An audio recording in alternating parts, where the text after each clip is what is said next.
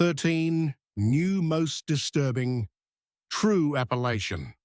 Mountain night, horror stories. I reached the tower just before dusk, carrying the same pack I'd used the night the fire took everything from me. 30 years had passed, but the place hadn't changed much. The steps still groaned in the same tired rhythm, each one feeling like it remembered my weight. Climbing them wasn't hard, but the higher I rose, the more it felt like walking back into a life I'd quietly buried. The air inside the lookout carried a faint smell of old smoke, the kind that never washed out of timber. I noticed the details immediately.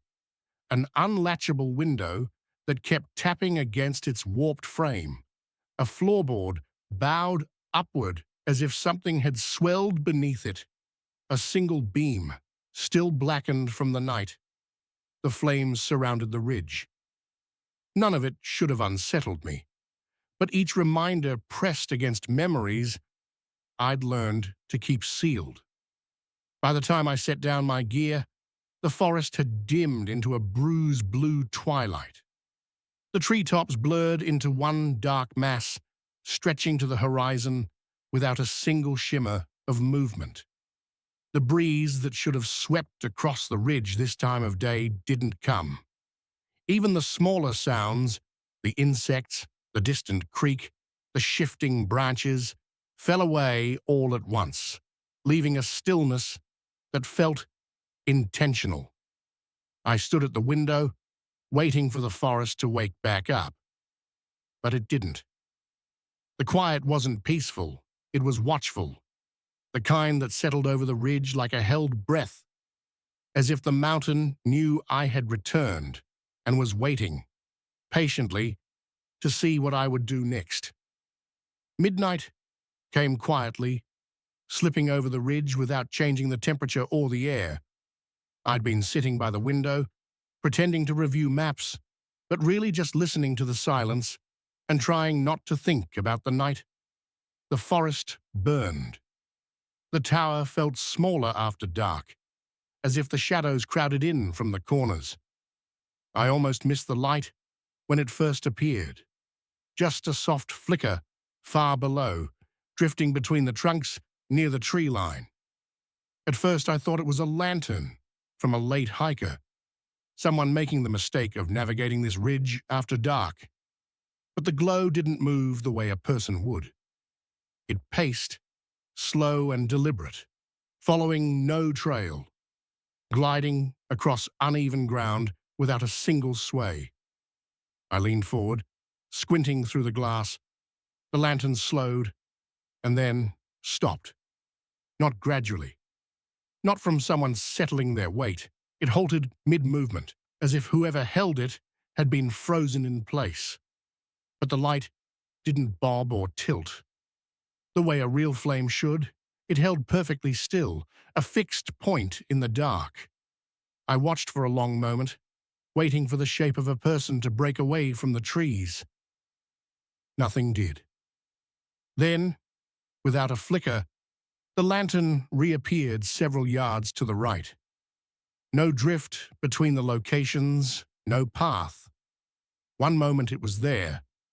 The next, it was somewhere else, like blinking lights on a faulty bulb.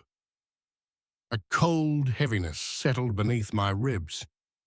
Whatever carried that lantern wasn't walking, it wasn't hiking, it wasn't moving the way anything alive should move. And as I watched, the glow tilted slightly upward, almost as though it had turned to look back at me. The lantern didn't come closer that night, but it didn't leave either.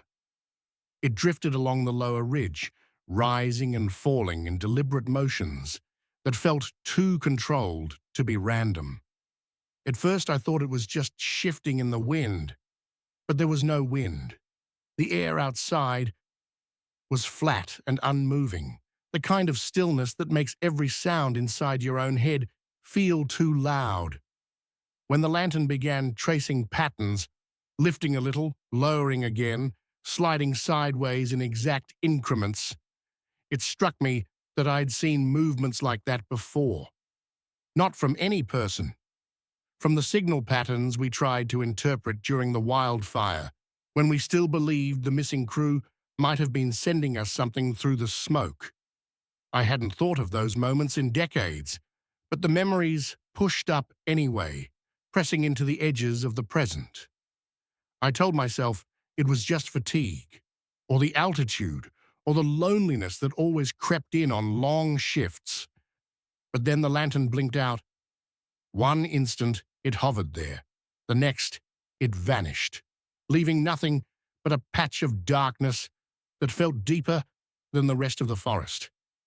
I waited for the light to return. Instead, I heard branches bending, slowly one after another, as if something heavy moved through the trees without disturbing the air around it.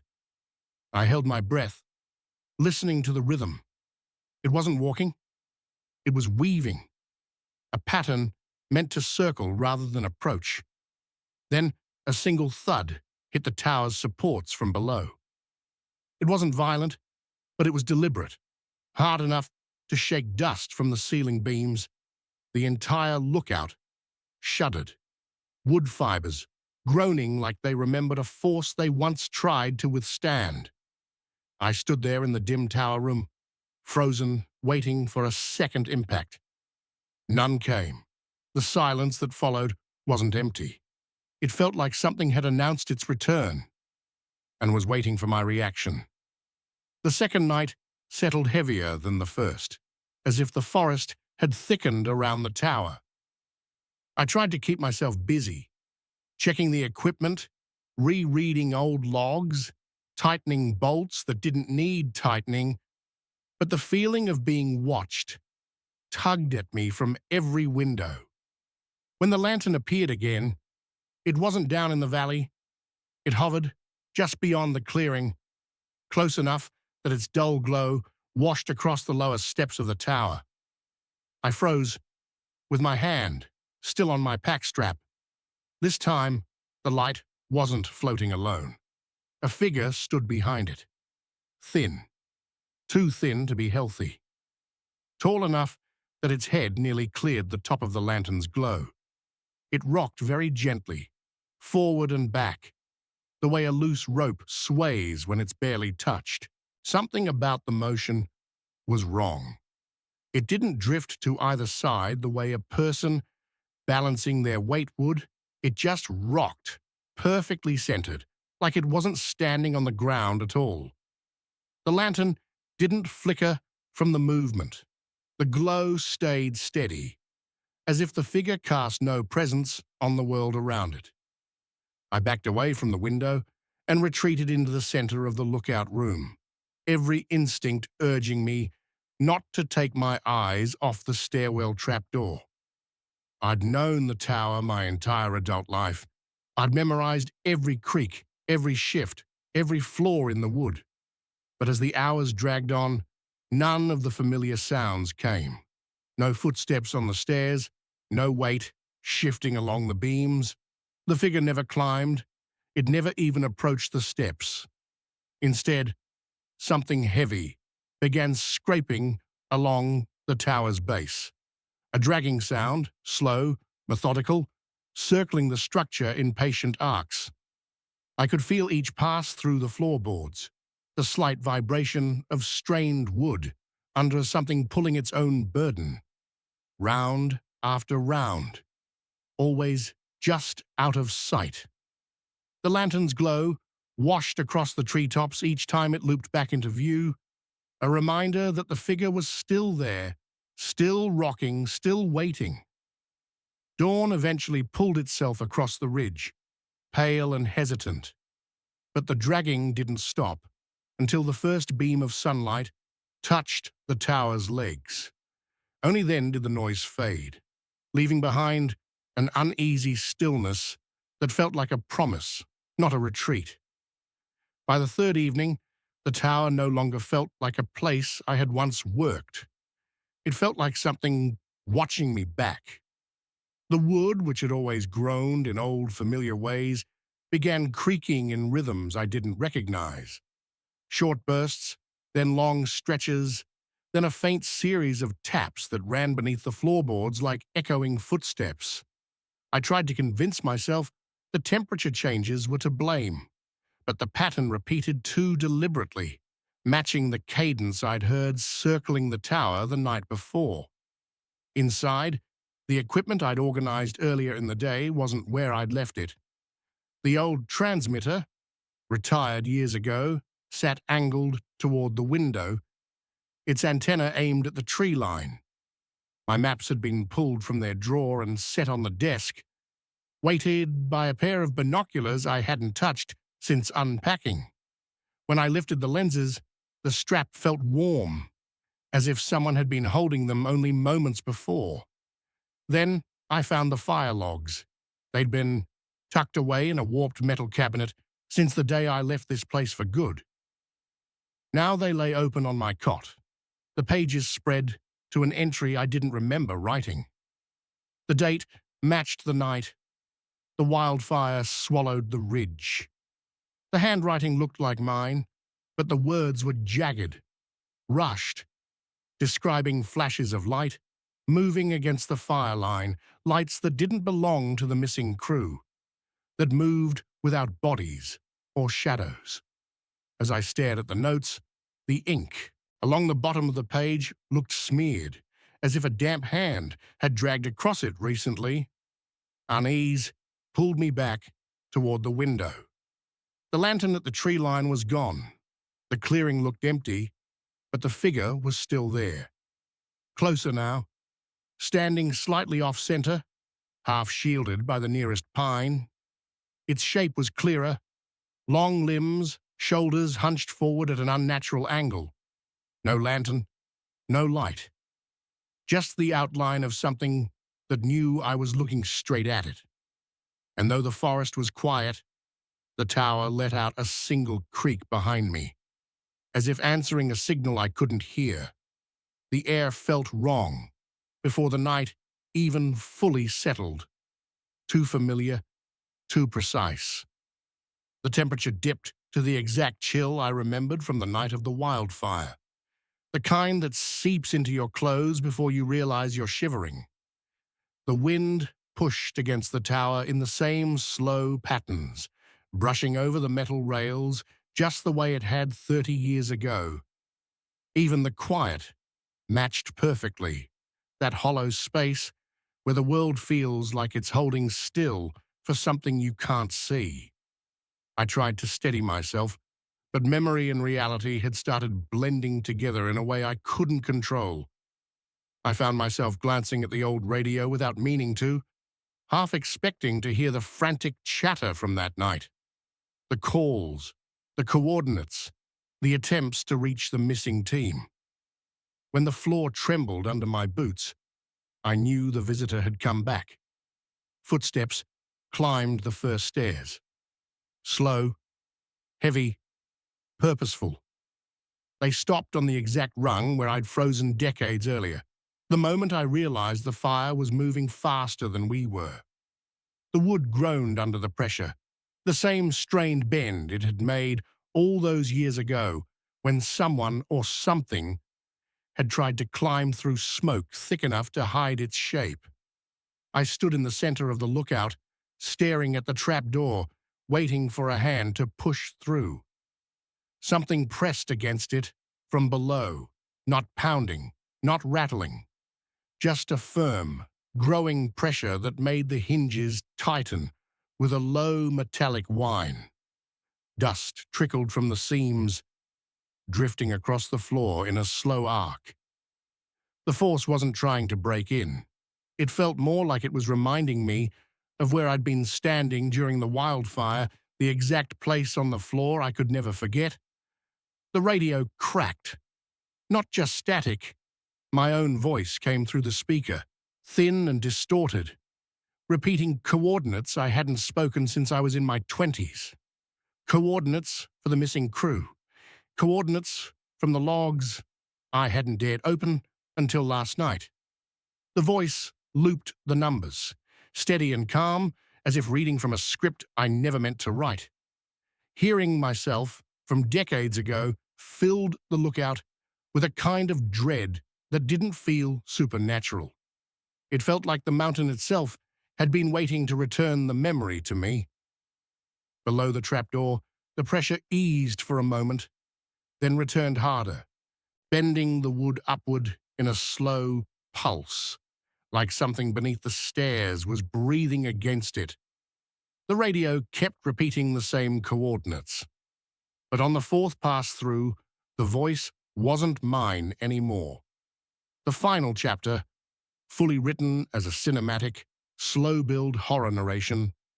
In paragraph form, I forced myself outside, before the sun fully claimed the ridge, the air sharp and cold against my skin, carrying the faint scent of ash and damp earth. The pre-dawn haze blurred the treetops, stretching the shadows long across the clearing. I needed to see the ground for myself, to know what had shifted while I'd been trapped between memory and the tower's rhythms. The circles in the soil from the nights before were still there, impossibly perfect, more defined than I remembered.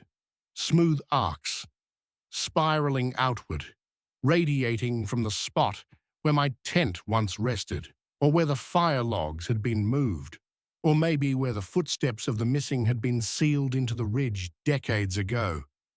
It was impossible to tell what belonged to the past and what had just appeared. And then I saw them. The footprints. Charred impressions, as though fire had pressed into the dirt itself, tracing the path of the missing victims I had spent a lifetime imagining and forgetting. They led in a perfect arc toward the center of the clearing. Stopping near an upright lantern I hadn't noticed at first, glowing faintly despite having no flame inside. Its light pulsed gently, steady, almost alive, as if waiting for something or someone to take notice. I reached toward it, my fingers trembling as I closed the distance. The moment I did, the forest exhaled around me, a sudden, sharp inhalation that seemed too coordinated, too deep to be the wind. It rolled through the trees and the undergrowth, lifting loose leaves and carrying a chill that sank into my chest. The ridge held its breath again, watching, waiting. Whatever the mountain wanted to show me had been revealed, but the truth remained just out of reach, and I felt certain it hadn't finished watching me yet. Night fell over the switchback highway like a low curtain, and the trucker eased his rig up the winding ascent toward the isolated settlement. The familiar hum of engines and tires on asphalt giving the illusion of routine. The forest pressed close, heavy and silent, the kind of stillness that made shadows cling to the edge of vision, and the dark smell of pine seem almost sentient.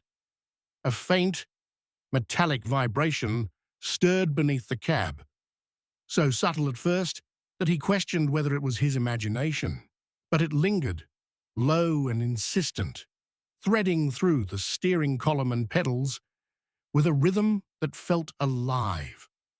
As the first sharp curve approached, the hum warped, twitching and stretching into something breath-like, like the exhale of a stranger riding alongside him, and he realized the forest was listening, waiting, and somehow moving with the bend of the road itself. He noticed the CB radio light was dead. Dark, as if unplugged, yet a murmuring hiss rose from inside, almost like someone exhaling words he could almost catch. Fragmented syllables drifted through the cab, half-formed, repeating in strange patterns that teased coherence. Phrases that trembled on the edge of recognition, but dissolved before he could grasp them. His fingers tapped the radio, metal cold beneath his touch, and the whispers sharpened, pressing into the seams of the cab as though aware he was listening, threading themselves into the vibration of the truck itself. A chilling phrase nearly took shape, twisting at the tip of his mind, before the trees ahead thickened and darkness swallowed the road, leaving only the sensation that the forest had leaned in closer, waiting for him to respond. The next switchback revealed shadows moving between the trunks, shifting and stretching in ways that kept perfect pace with his truck, slipping along the edge of the headlights as if marking every turn he made. Each time his eyes flicked away to the dash or mirrors, the shapes froze, stiff and deliberate, only to resume their silent stalking the instant he looked back, as though they knew exactly when he dared to look. A low thud rolled through the metal frame, subtle but insistent, vibrating through the seat and pedals, as if something had brushed against the cab itself, leaving the echo of movement on the truck's skin. When he checked the mirrors again, the tree line was impossibly empty, too clean, too precise, and the forest seemed to lean closer, holding its breath in the shadows that had vanished but had not gone. On the sharpest curve, the whispers synchronized with the engine's rumble, coiling into words that tried to form meaning. Behind you. Closer. Closer. Repeated in mismatched tones that overlapped and clashed like voices pressed through a cracked speaker. The forest beyond his headlights seemed to shift in response, trees leaning slightly, shadows stretching unnaturally, as if the darkness itself were breathing in rhythm with the chant. Every blink of his eyes threatened to erase the shapes, but each time he looked back, a figure flickered just beside the guardrail. Thin and unsteady, gone the next instant, leaving only the sense of something waiting, patient and deliberate. A cold tightening crawled through his chest, and the road ahead no longer felt like asphalt, but a corridor into something that had been pacing him long before he noticed. He pulled onto a gravel turnout, hoping for a moment to catch his breath, but the second the wheels stopped, the world around him fell into a dead silence heavier than night itself. No insects, no wind, not even the subtle ticks and creaks of the truck remained, just a pressing void that wrapped around his ears and chest, suffocating and absolute. Between the trees, shapes shifted, always moving only when he looked away or blinked, sliding and stretching with impossible patience. And then a long, dragging silhouette stepped into the beam of his headlights, deliberate and unhurried. The whispers erupted all at once, a surge of panic and voices that clawed at the metal of the cab, and he realized whatever was out there had been waiting for this pause. For the moment, he tried to catch his breath. The voices no longer whispered. They poured through the metal of the cab, vibrating the steering wheel, the pedals, the windows, until the truck itself felt alive with their insistence. They screamed a single jagged phrase over and over, unified at last. "Don't let it catch the truck!" And the repetition burrowed into his skull like a hammer striking bone. The tailgate slammed hard enough to jar the cab, the jolt throwing his heart against his ribs as he slammed the gears and barreled down the mountain, tires screeching on the bends. In the rearview mirror, headlights caught a figure moving on all fours, impossibly fast, limbs bending and folding in ways that no human could match, racing with him as if the forest itself had taken shape and decided he could not leave. He barreled into the settlement, engines steaming, heart hammering, the voices fading the instant his tires hit the gravel lot, leaving only the echo of his own ragged breathing. Locals rushed out, eyes wide, staring at the dust-streaked truck with expressions that made his chest tighten. Fear, confusion, Maybe recognition, he couldn't tell. They asked why he was back.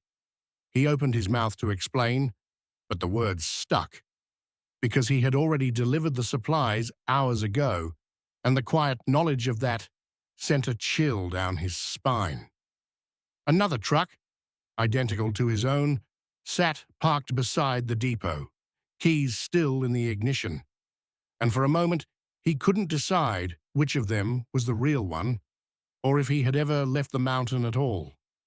The first cold front of the season always came with a kind of ceremony, a dip in the air, a brittleness in the grass, a quiet that felt earned after a long summer. She noticed it the same way she always did, by the way the window panes stiffened when she tried to open them for the morning breeze. But that year, the valley didn't just cool, it tightened. The fog settled hard and early, reaching down the ridgeline as if it had been waiting just above the trees for permission to fall. By late afternoon, she could barely see the edge of her own garden. The weather radio called it low visibility due to inversion, but she knew what normal fog looked like in this valley. This wasn't that. This fog clung to the ground the way cold hands cling to the weak pulse of a wrist. Still, she settled into her evening routine by the wood stove. Same as always. Warm cup, crackling logs. Her house wrapped in the kind of quiet only widows and forests truly understood, but something felt stretched, as if each sound was pulled thin. Before it reached her, even the stove seemed to burn in a muffled way, the pop of sap buried under a heavy hush. Around 7, she stepped onto the porch to bring in a stack of split logs. The porch light pushed only a few feet into the fog, making a pale, useless dome of brightness. The rest of the yard was swallowed whole. She stood there a moment, listening. Fog has a way of tricking the ears, bending sound, cupping it. She kept thinking. She heard something shifting in the distance, but every time she paused, the forest fell still again. She had just turned to grab another log when she saw it. A shape, right at the farthest reach of the porch light. It wasn't moving, and it wasn't an animal. She could tell by the verticality of it. The outline, too straight, too tall, too deliberate. Her first thought was that someone had wandered off a trail, maybe a hiker who lost their way. But she had lived on this land long enough to know the difference between someone approaching for help and someone simply standing. This figure stood, still, unbroken, watching. She cleared her throat, forcing her voice into the fog. "Hello? Do you need something?" The shape didn't react. Not even a tilt of the head, not a shift of weight, not the smallest suggestion of breath. The fog pulsed around it, rising and falling like slow breathing, and for a second she wondered if the shape was even a person at all, or just some distortion thrown by the light. But then it moved, not forward, not toward her, but backward, not a turn, not a step to the side, straight back, as if pulled by something. One moment it was there, a dark impression carved into the mist, and the next it slid cleanly into the darkness, swallowed like it had never been there at all. She stared into the place it had been, waiting for it to reappear, the way animals sometimes do when startled. But the fog closed itself, smoothing into a blank curtain. A single shiver rolled through her, not from cold, but from a sense she couldn't name. Something in her body knew that whatever she had seen hadn't been looking for her help. The woodpile suddenly felt too far from the doorway, the porch too exposed, the fog too pressed against the house. As though listening, she backed inside, shutting the door gently, too gently, as if fearful the thing out there might notice sound. The house felt different after that. Warmer by comparison, but not safe. The fog pressed against the windows, soft and wet, and she kept telling herself the shape had been nothing. A shadow, a trick, a deer, anything else. But long after she'd closed the curtains and settled back by the stove, she couldn't shake the memory of the way it stepped backward, how it didn't break posture, didn't turn, didn't behave like anything human would.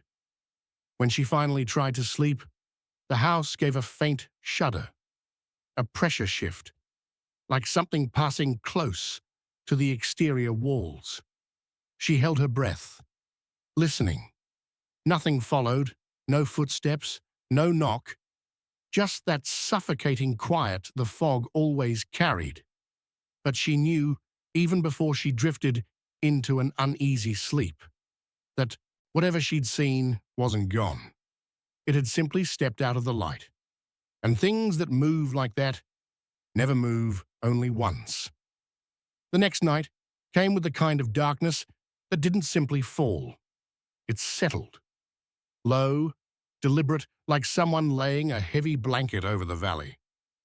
By sunset, the fog had already crept higher than the porch steps, brushing the boards as though it were feeling its way inside. She tried to go about her usual evening routine, but every sound felt rehearsed, like she was acting out a version of her life she no longer believed in. The kettle hissed too softly, the clock ticked too slowly. Even the old hound on the rug kept lifting his head at nothing, as if hearing something she couldn't. By the time she stepped onto the porch to latch the shutters, the fog had thickened into something physical, something with weight. It pushed up against the house like breath against a mirror, leaving faint strings of moisture on the window glass. She scanned the yard out of habit and stopped breathing. The figure was back, farther out this time, near the tree line, but angled unmistakably toward her. The distance didn't matter. Its posture was clear, upright, intent, a single unbroken silhouette cut against the soft churn of the fog. She tried to force reason through the moment. Maybe a stray traveler again. Maybe a hiker who had camped in the woods and wandered closer for warmth. But no traveler stands so still, they look poured in place. And no hiker ignores a porch light shining directly at them. She stepped backward, almost without realizing it, until her heel met the threshold. She flicked the porch light on and off, a small, ridiculous attempt at communication. The figure didn't flinch. Not a reaction. Not a turn. She felt the prickling crawl of realization. It wasn't wavering. Fog moves around objects, clings, breaks apart, swirls. But the fog slid past the figure in a clean, unnatural line, as though unwilling to touch it. A chill threaded through her arms. She raised her voice again, louder than last night. "Who's out there?" The sound vanished into the valley before it reached the trees. Fog swallowed it whole. The figure didn't acknowledge her, not with a shift, not with a step. It simply remained, angled, watching, waiting. She slipped inside and closed the door, but didn't latch it. Some part of her felt that locking it would admit she believed she needed to, and she wanted to cling to at least one fragment of normalcy. She spent the next hour pacing between windows, checking and rechecking angles, forcing herself to look, even when she didn't want to. Every single time she glanced into the yard, the figure was still there. Same position, same distance, same impossible stillness. It wasn't until after midnight, when exhaustion finally pressed at her temples, that she noticed something strange. The fog around the figure seemed thicker there, denser, almost pulsing. But the figure itself never blurred or softened. It stayed crisp, defined. It was the clearest thing in the entire yard.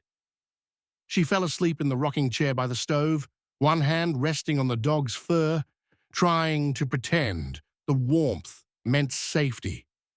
When morning finally dragged its pale light across the valley, she stepped outside with a tight breath, bracing for footprints in the frost or disturbed grass. But the yard was pristine.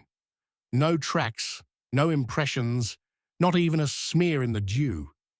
It was as though nothing had stood there at all. But she had watched it for hours.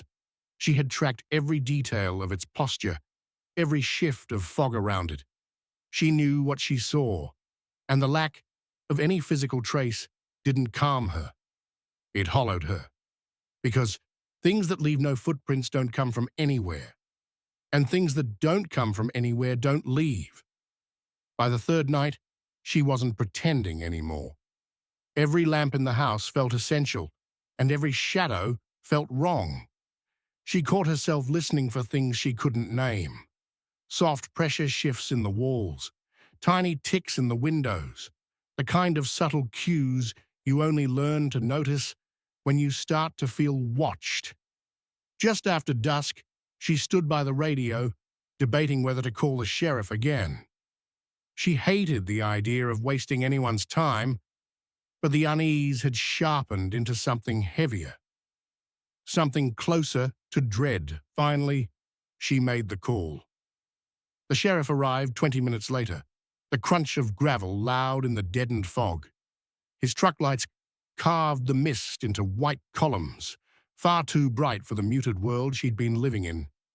And just like the last time, the fog thinned, not gradually, not naturally. It peeled away from the yard as if pushed back by an unseen hand, retreating downslope until the grass was bare and the tree line was visible once again. She led the sheriff outside, insisting that something had been out there, standing, watching. But the open yard made her sound foolish, even to herself. He scanned the perimeter, boots leaving prints in the soft ground. No figure, no tracks, no evidence at all. When he left, his tail lights dissolved into the returning fog, swallowed almost instantly. As if the valley had been waiting for him to go, the fog slid back in as she stood on the porch, coiling, reclaiming the yard, and with it, the figure returned. She saw him before the fog fully thickened, an outline emerging from nowhere, as if the mist had exhaled him into existence. He stood not where he had been the night before, but several paces closer to the house. Too close, his posture had changed too. Head slightly tilted, shoulders drawn forward as though leaning toward her. She felt her heart kick at her ribs. She wanted to retreat, but something about turning her back on him felt worse. She forced herself to call out, even though her voice shook a little in the back of her throat. "What do you want?" He didn't answer, but something about him shifted. Barely a subtle twitch of shadow at the edge of the fog, a tiny suggestion of movement that made her every instinct flatten into silence. She blinked, and in the single moment, her eyes closed, no longer than the weight of a breath. He disappeared, not drifted away, not walked off, gone, like he had used that exact instant to slip somewhere she couldn't see. She stayed on the porch far longer than she meant to, scanning the fog, waiting for him to reappear. The night pressed down, heavy and cold, smelling faintly of damp leaves and something metallic, something that didn't belong in the quiet of the valley. When she finally stepped inside, she locked the door this time without hesitation. The house felt too large, too hollow, every creak amplified by her nerves. She kept imagining him standing just beyond the walls, pressing his ear to the siding, listening. She tried to sleep, but each time she drifted close to it, she felt a prickling along her spine, an instinctual nudge that someone was watching her through the window. Not moving, just watching. She made it through the night, in broken pieces of sleep, each fragment surrounded by fear. By dawn, The fog drained off the land again in slow curls, leaving her yard exposed, open, harmless, but she knew better. Each night, the fog came earlier. Each night, it grew heavier. And each night, the figure stood closer. He wasn't approaching at random. He was closing distance with purpose, deliberate, measured, following a path she hadn't yet recognized, and there was no reason to believe he would stop. She woke before dawn to the smell of damp earth, a scent so strong it felt as though the forest itself had found a way inside her bedroom. And when she stepped into the hallway, the floorboards carried a faint cold through her socks, a chill that led her straight toward the front door, as if pulled. The moment she opened it, the reason became clear. Muddy, barefooted prints on the porch, fresh, wet, and impossibly human, each one angled into the house rather than toward it. They began at the threshold, not leading up the steps or across the boards, but rising out of nowhere with perfect clarity, as though someone had stood there, pressed their feet against her porch, and then vanished. She crouched, studying them, noticing how the edges weren't blurred by rain or wind. They looked stamped, deliberate, like they were meant to be found. The fog still clung low across the yard, but there was no figure tonight, no silhouette waiting at the perimeter. Just a vacant sweep of grey and the unsettling quiet that always followed his visits. She tried to rationalize it, tried to tell herself she had somehow tracked the mud there, though the prints were larger than hers and barefoot besides. But her breath stuttered when she realized the first print rested exactly where she had stood the night before, right at the spot she'd lingered, while watching him vanish. She cleaned the prints with shaky hands, but the feeling didn't lift. The house felt as though someone had been inside without ever entering. The rest of the day moved strangely, too slow and too quiet, her mind looping back to those prints over and over, each replay sharper than the last, until night finally slid into place again. The fog arrived early, rolling in thick sheets that reached the windows long before she could bring herself to close the curtains, and the dog wouldn't go near the door, pacing instead with a steady, anxious rhythm. She tried to keep herself busy, but every small noise in the house sounded pointed. A creak behind the wall, a tiny crack in the ceiling, a soft shift of weight that made her freeze mid-step. When the knock came, it wasn't loud, it was measured, almost polite, echoing once through the walls like someone testing how sound carried inside. She spun toward the door, heart thudding, but the porch was empty when she looked through the glass. No movement, no figure, not even a ripple in the fog. She waited there, breath shallow, trying to hear something beyond the thrum of her pulse, and the knock didn't repeat, but the impression of it stayed alive in the boards beneath her feet, like the house had absorbed it, like the walls themselves had been touched. She backed away slow, every instinct begging her not to turn her back on the door, the fog pressing against the windows as though listening, learning her movements, understanding the shape of her fear. She slept lightly that night, if it could be called sleep at all, and as she drifted in and out, she kept imagining the bare feet standing against her door again, not approaching from the yard, but beginning at the threshold, as though the fog had taught him a new way inside and was waiting for her to understand it. By the next afternoon, the fog no longer waited for nightfall. It drifted through the trees with a slow, deliberate movement, sliding between the pines the way water finds cracks in old stone, and by the time she stepped onto the porch for firewood, the valley already looked half drowned. It felt wrong for fog to be this thick, while the sky was still pale, wrong for it to creep along the siding in thin, searching curls, and wrong for the house to feel as though it were breathing with it, expanding and contracting in quiet pulses that matched the rhythm of her own uncertainty. She tried to distract herself with chores, but the fog pressed closer with the hours, and as the afternoon slid toward evening, a faint tapping began inside the walls, soft and methodical, spaced just far enough apart to feel intentional.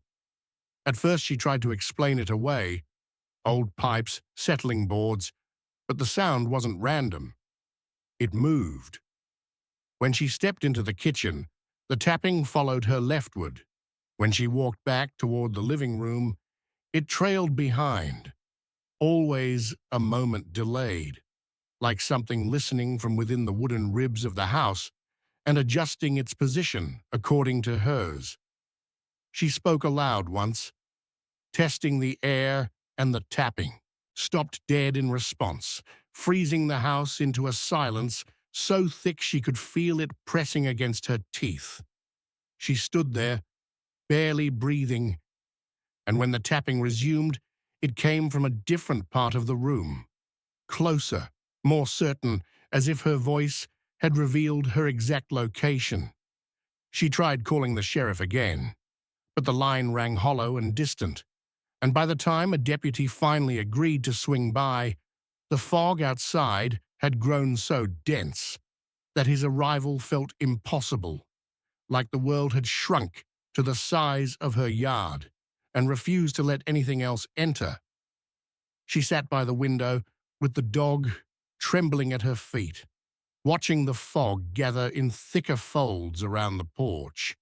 And that was when she saw the figure again, standing at the far edge of the yard, not where he had been before, but angled toward the exact window where she sat, his shape rendered sharper by the way the fog clung to him without ever touching. He didn't move, didn't shift. He simply stood in perfect alignment with her gaze, as if the house itself had told him where she was. The tapping inside the walls grew faster, almost excited, sinking strangely with the tension in the air, and she felt her breath hitch when she realized the house wasn't reacting to the figure.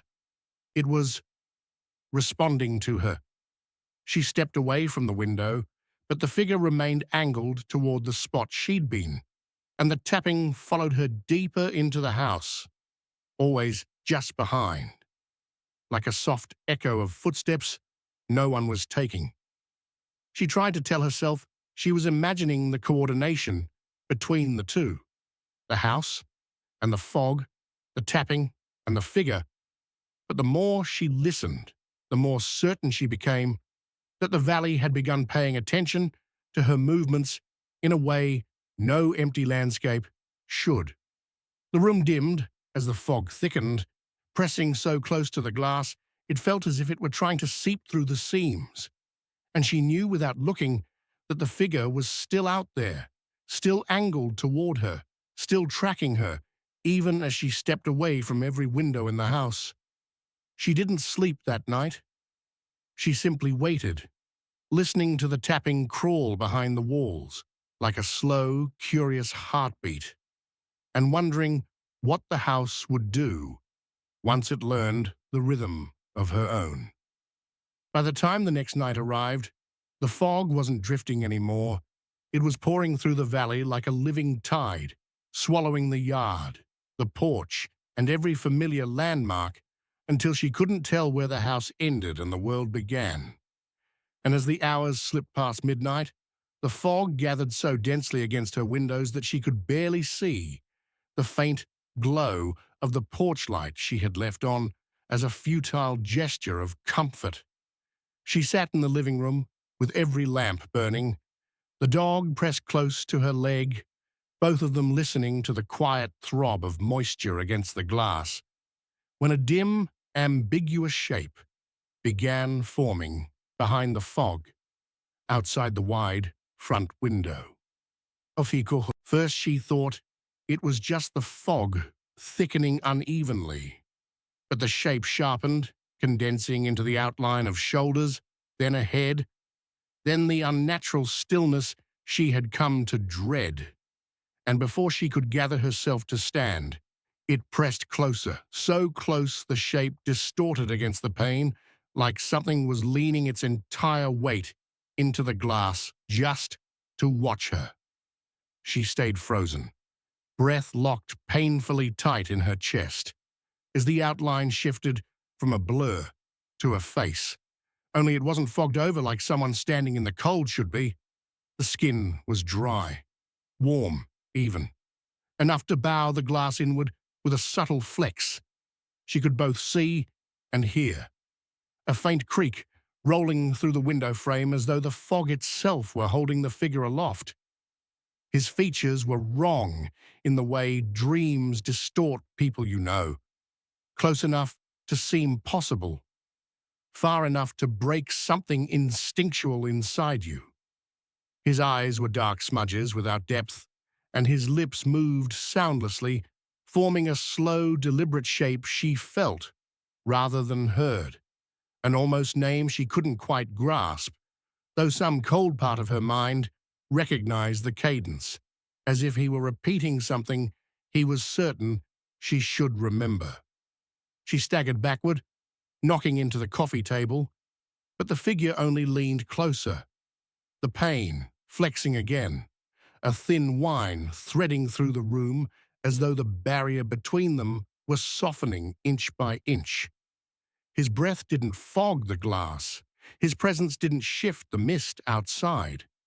It was as though he weren't standing there at all, but pressing through from somewhere else, using the fog as a veil.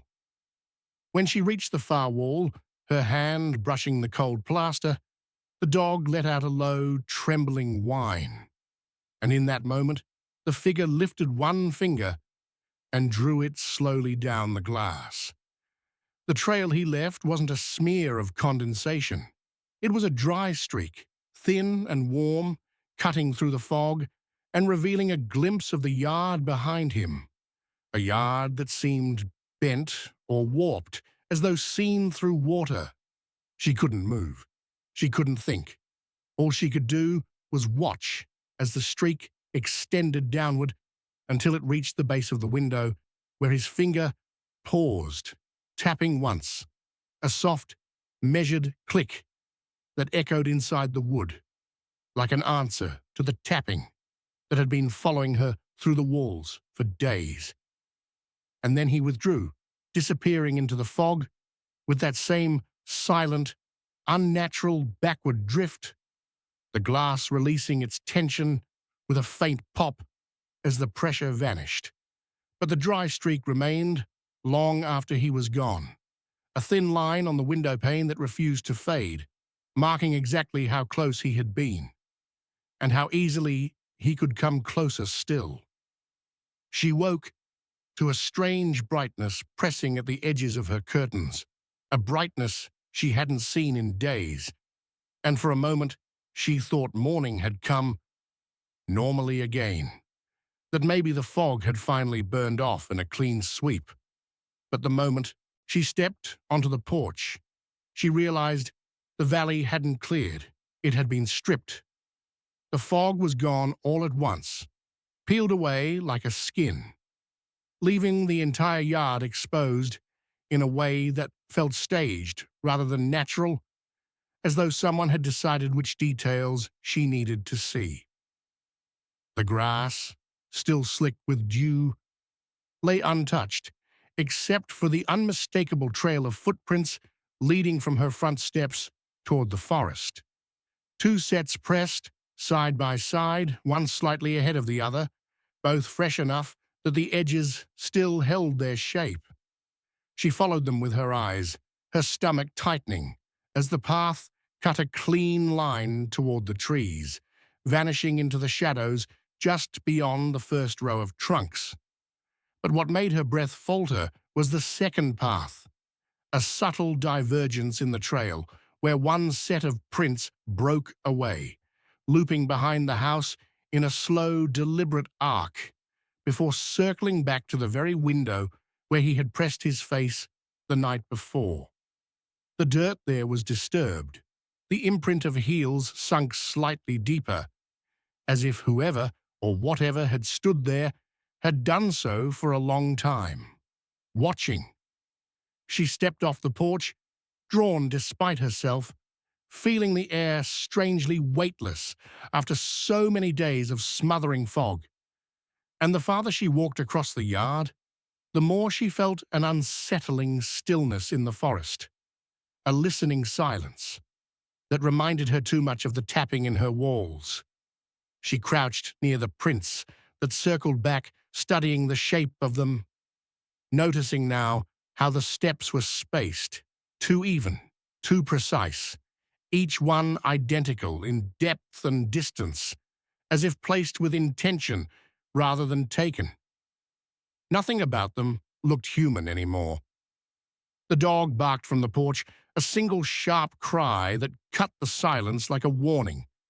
And when she lifted her head, she saw a faint tremor ripple through the line of trees, as though something deeper in the forest had just moved, something she couldn't see but could feel, a shift of breath or weight or presence.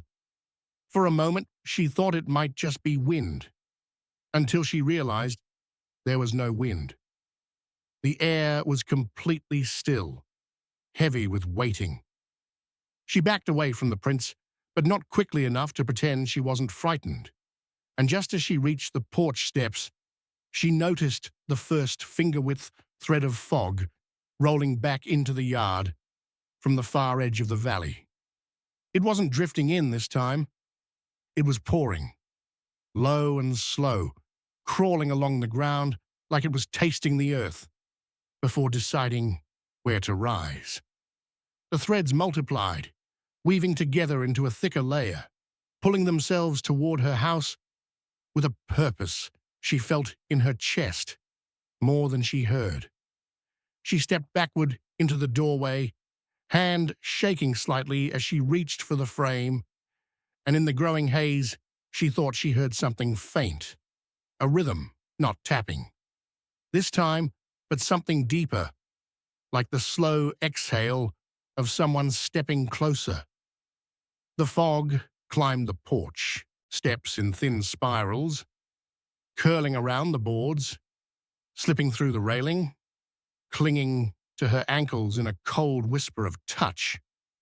By the time she closed the door, the yard was already disappearing again, swallowed piece by piece, until the footprints were gone, the trees were gone, the light was gone, and all that remained was the dense white press of the valley fog rolling in earlier than it ever had before, as if whatever lived inside it had finally grown impatient with waiting.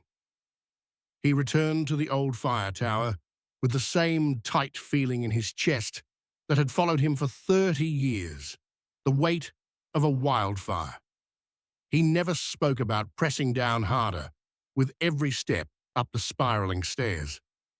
The wood groaned under him in familiar places, but small details felt wrong now. An upper window that refused to latch, a warped floorboard that bowed as if something had stood there recently, and a single burnt timber he didn't remember ever being left behind. The lookout should have felt empty, abandoned, but the air carried a hush that wasn't natural, a thick quiet that spread across the treetops as dusk settled, smothering the usual chorus of birds and insects. By the time the last bit of light slipped behind the ridge, the forest below had gone still in a way he hadn't heard since the night the mountain burned, as if the whole valley were holding its breath and waiting for him to notice what he'd tried so long to forget. Just after midnight, when the tower had settled into its usual groans and the cold had crept deep into the floorboards, he noticed a dim lantern glow flicker at the tree line far below. Soft at first, like someone pacing along a path only they could see. He leaned forward, expecting the sway of a hiker's hand or the drift of wind pushing the light, but the glow held still perfectly balanced, as if suspended in place. Then, in a single blink, it reappeared several yards away, not drifting, not bobbing, just there, like it had skipped the distance instead of traveling through it. A cold ripple moved across the back of his neck as he realized nothing human moved like that, and whatever waited at the edge of the forest wasn't climbing the mountain. It was watching to see if he remembered it. He watched the lantern carve slow, deliberate motions through the dark, rising and lowering in a pattern too precise to be wandering light, the movements echoing the same coded signals the firefighters once used when the smoke grew too thick. Memories he had buried deep began pushing back to the surface, faces of the missing.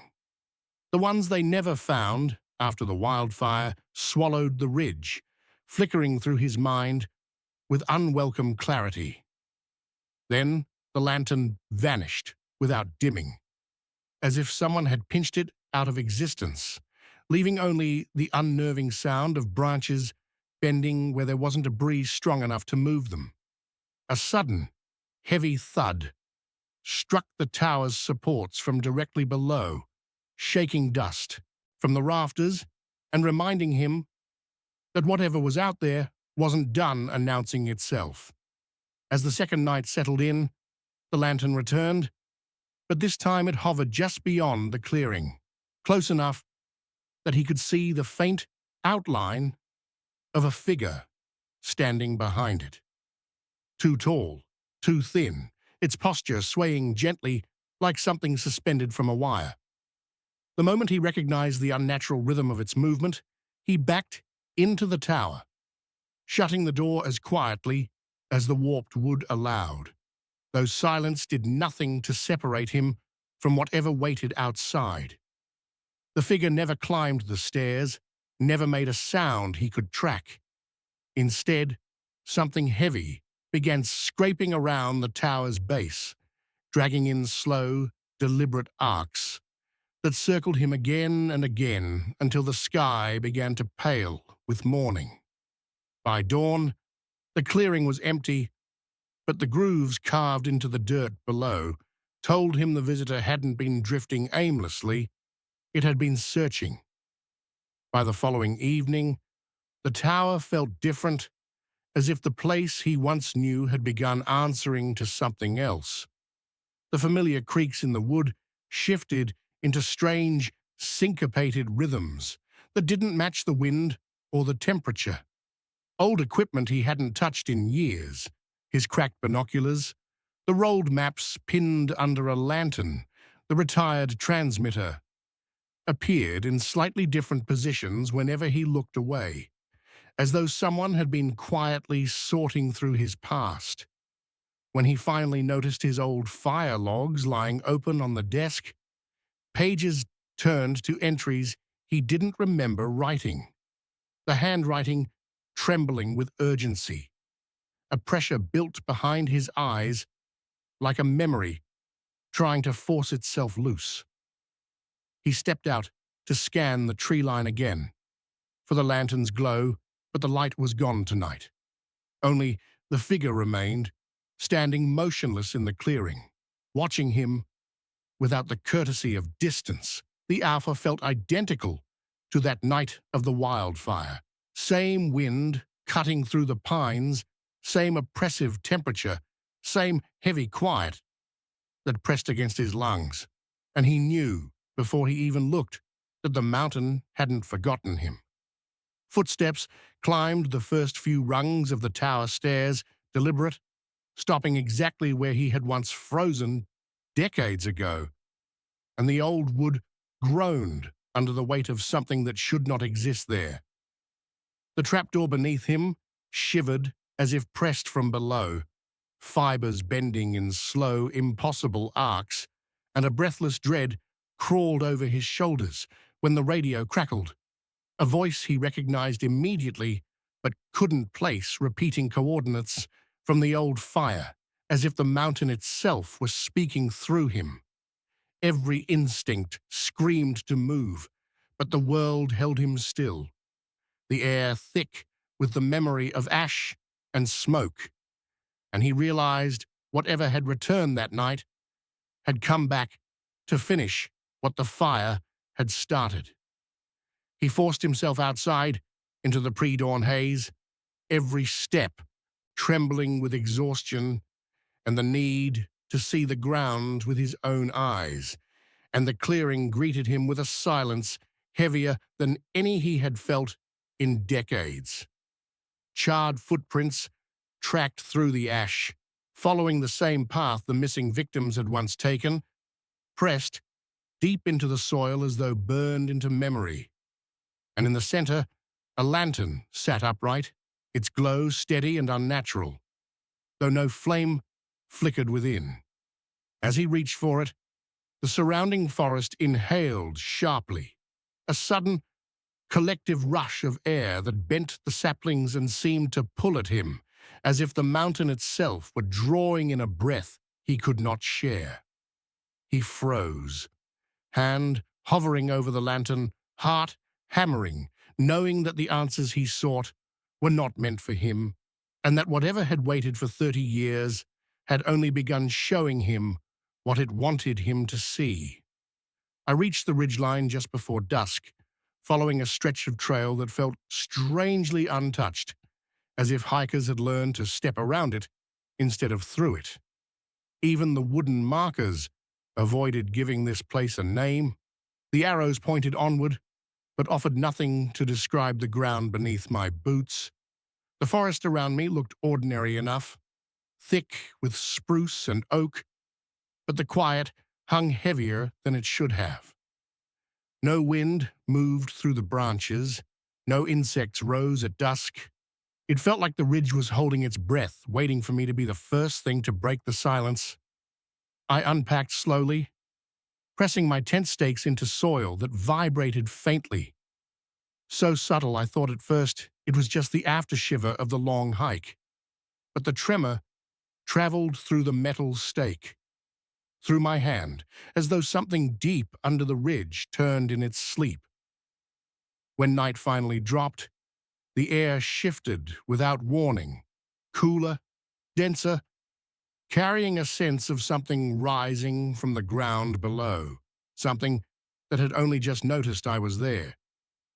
Night settled hard and fast over the ridge, swallowing the last bit of daylight before my eyes were ready.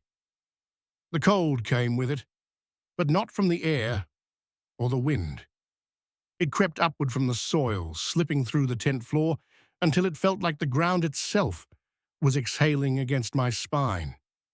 I lay still, listening to a quiet so complete it sharpened every sound inside the tent, the shifting fabric, my own breath, the faint click of cooling metal from my stove. Then a low hum rolled beneath me, deep enough to rattle the aluminum poles. It pulsed in a slow rhythm, steady and mechanical, like an enormous machine warming somewhere under the earth. Each vibration passed through my gear in perfect intervals, too precise to be natural. Then, mid-pulse, the hum stopped, not faded, stopped. The sudden absence left a pressure in the air so heavy it felt like the entire ridge had paused, forcing me to wait for whatever came next.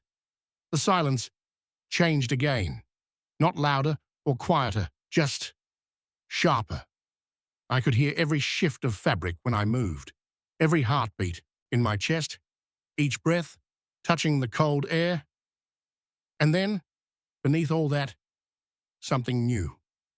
A soft knock tapped through the ground under my sleeping pad. One clean, deliberate sound, as if someone had flicked the underside of the earth with a finger. Another followed, then another, traveling in a slow loop from one side of the tent to the other. The knocks moved with a pacing that felt intelligent, circling as though testing the space around me. Outside, the soil shifted in faint arcs, forming small ridges that traced the same looping path. I reached for the zipper, intending to look, but just as my fingers touched the metal, The knocking stopped directly beneath my feet, holding its place like it was listening back. I stepped outside, with my headlamp angled low, expecting to startle a fox or a raccoon, anything that would make sense of the knocks. But nothing moved. Not the trees, not the brush, not even the insects that should have scattered in the light. The forest stood in perfect stillness. When I swept the beam along the ground, I saw the disturbed soil forming tight, circular paths around the tent, arcs pressed into the earth as if something had dragged itself in spirals with careful precision. Each circle widened the farther it reached, connecting into larger rings that spread outward from where I had slept. The rings weren't messy or random. They were too perfect, too smooth. I turned slowly, trying to follow where they led, when a sharp thud struck the ground behind me, strong enough to shake the tent pole, but not loud enough to echo. It felt like a warning pressed into the earth. The knocks returned sometime after midnight, steady and measured, tapping through the ground in a sequence that repeated 3 quick beats, a pause, 2 more, another pause. The pattern shifted its direction every time I moved, following the subtle pressure of my steps as though it could feel my weight on the soil. When I crouched low, the knocking aligned itself directly beneath my center of gravity, matching my position with unnerving accuracy. It didn't sound like an animal digging. It sounded like something communicating, adjusting, learning. I stepped back, and a deeper vibration rolled under the tent, stronger than before, making the stakes buzz in the dirt. The ridge hummed again, a short but powerful surge that felt like a massive heartbeat under the ground. The soil beneath the tent bulged upward, stretching the fabric in slow, rhythmic pulses. The ground beneath the tent rose in distinct shapes, not one mound, but several, each lifting the fabric in smooth, deliberate motions like hands pressing up from underneath. One ridge stretched long and narrow, curving like a finger, far too large to belong to any creature I knew. Another lifted beside it, and another, until the tent angled slightly from their pressure. The hum deepened, vibrating so intensely my ears popped as though the air pressure around me had suddenly dropped. I pressed my palm flat against the tent floor, and the soil beneath was warm, warmer than the air, almost pulsing. The shapes held still for a few seconds, rising higher, as if bracing to break through. Then the vibration cut off all at once. The earth relaxed. The bulges sank back into place, leaving nothing but soft, heated soil under my hand. Dawn crept across the ridge in thin grey strips, taking its time to fill the trees with color. As the light grew, the unnatural silence returned, flattening the forest into the same eerie stillness I'd stepped into the day before. I unzipped the tent slowly, expecting the circles in the soil to have softened or blown away during the night, but they looked cleaner, sharper, as if something had traced them again before dawn. When I lifted the tent and stepped aside, I saw the outline that had waited beneath me, a handprint pressed deep into the earth, each finger wider than my forearm, each indentation smoothed at the edges as if whatever made it had sunk slowly into the ground. The print was still warm, radiating a faint heat through the cool morning air, as though the hand had only just withdrawn itself moments before I woke. The road narrowed as I climbed, the tires crunching over loose gravel, until the forest thinned and the church appeared, crouched beneath the mountain like a secret no one wanted. Its timbers sagged and groaned under years of neglect, shingles curled like dead leaves, and the door sagged on rusted hinges. I expected silence, dust motes floating in a dying sunbeam, the smell of rot and cedar, the usual decay. Inside, the pews were broken, but still recognizable. Hymnals stacked in careful disorder. A few pages fluttering from the draft. Sunlight slanted through fractured stained glass, painting the floor with muted reds and greens. And there, at the front, the bell rope hung stiff, severed near the rafters, fibers hardened to wood-colored wire. It had not moved in decades, I thought. Perhaps a century. Nothing could sound it again. The first tremor came quietly, almost politely. I froze, convinced it was a rock sliding outside, or my own heartbeat echoing in the hollow sanctuary. And then, without warning, the bell tolled. One clear, long, impossible toll, carrying a weight that pressed against my ribs. The vibration traveled through me, down to the soles of my shoes, up my spine, as if the mountain itself had exhaled in that sound. I tried to locate the source. The rope didn't move. The bell hadn't swung. The air above me hung still. But the note lingered, low and resonant, curling in the corners, dripping into the walls, into the floor, into the quiet outside. The valley swallowed it and spat it back in uneven waves, each echo different, each one heavier than the last. By the time it faded, the sun had slipped past the ridge, leaving the church in bruised shadow. I wanted to convince myself it was my imagination, a trick of anticipation and old wood. But the tremor beneath my ribs told me otherwise. Something had woken, something that had been waiting for decades in silence, and I had just heard it breathe. The graveyard stretched before me like a spilled memory, earth heaving under fallen leaves and broken stone. At first, it seemed ordinary, the kind of place where time had simply stopped, leaving moss and lichen to take the corners of each headstone. But the longer I walked, the more the stones betrayed themselves. They leaned inward, subtly at first, then more insistently, as though some invisible hand beneath the soil was trying to gather them together, to make them kneel. The dirt at the entrance moved, too. Slowly, almost tenderly, it rose in soft swells, like the surface of a slow-breathing lung, then fell, then rose again. I stopped, my boots scuffing against the grass. Nothing like that had any reason to happen. I tried to tell myself it was frost or root action. I tried to convince myself the earth could not breathe. But it did, and it waited. Birdsong, which had accompanied me up the slope, vanished suddenly. 1 second, a blackbird called. The next, every sound died. Leaves, wind, insects, even the faint rustle of my own movements. The air felt hollow, as if the world had been drained of weight. I could hear my pulse in my ears, and in the absence of life, it sounded loud, accusatory. Then came the bell. A second toll, faint and distant, but somehow louder than it should have been. It rolled through the ground, rather than the air, as if the stone itself had learned to speak.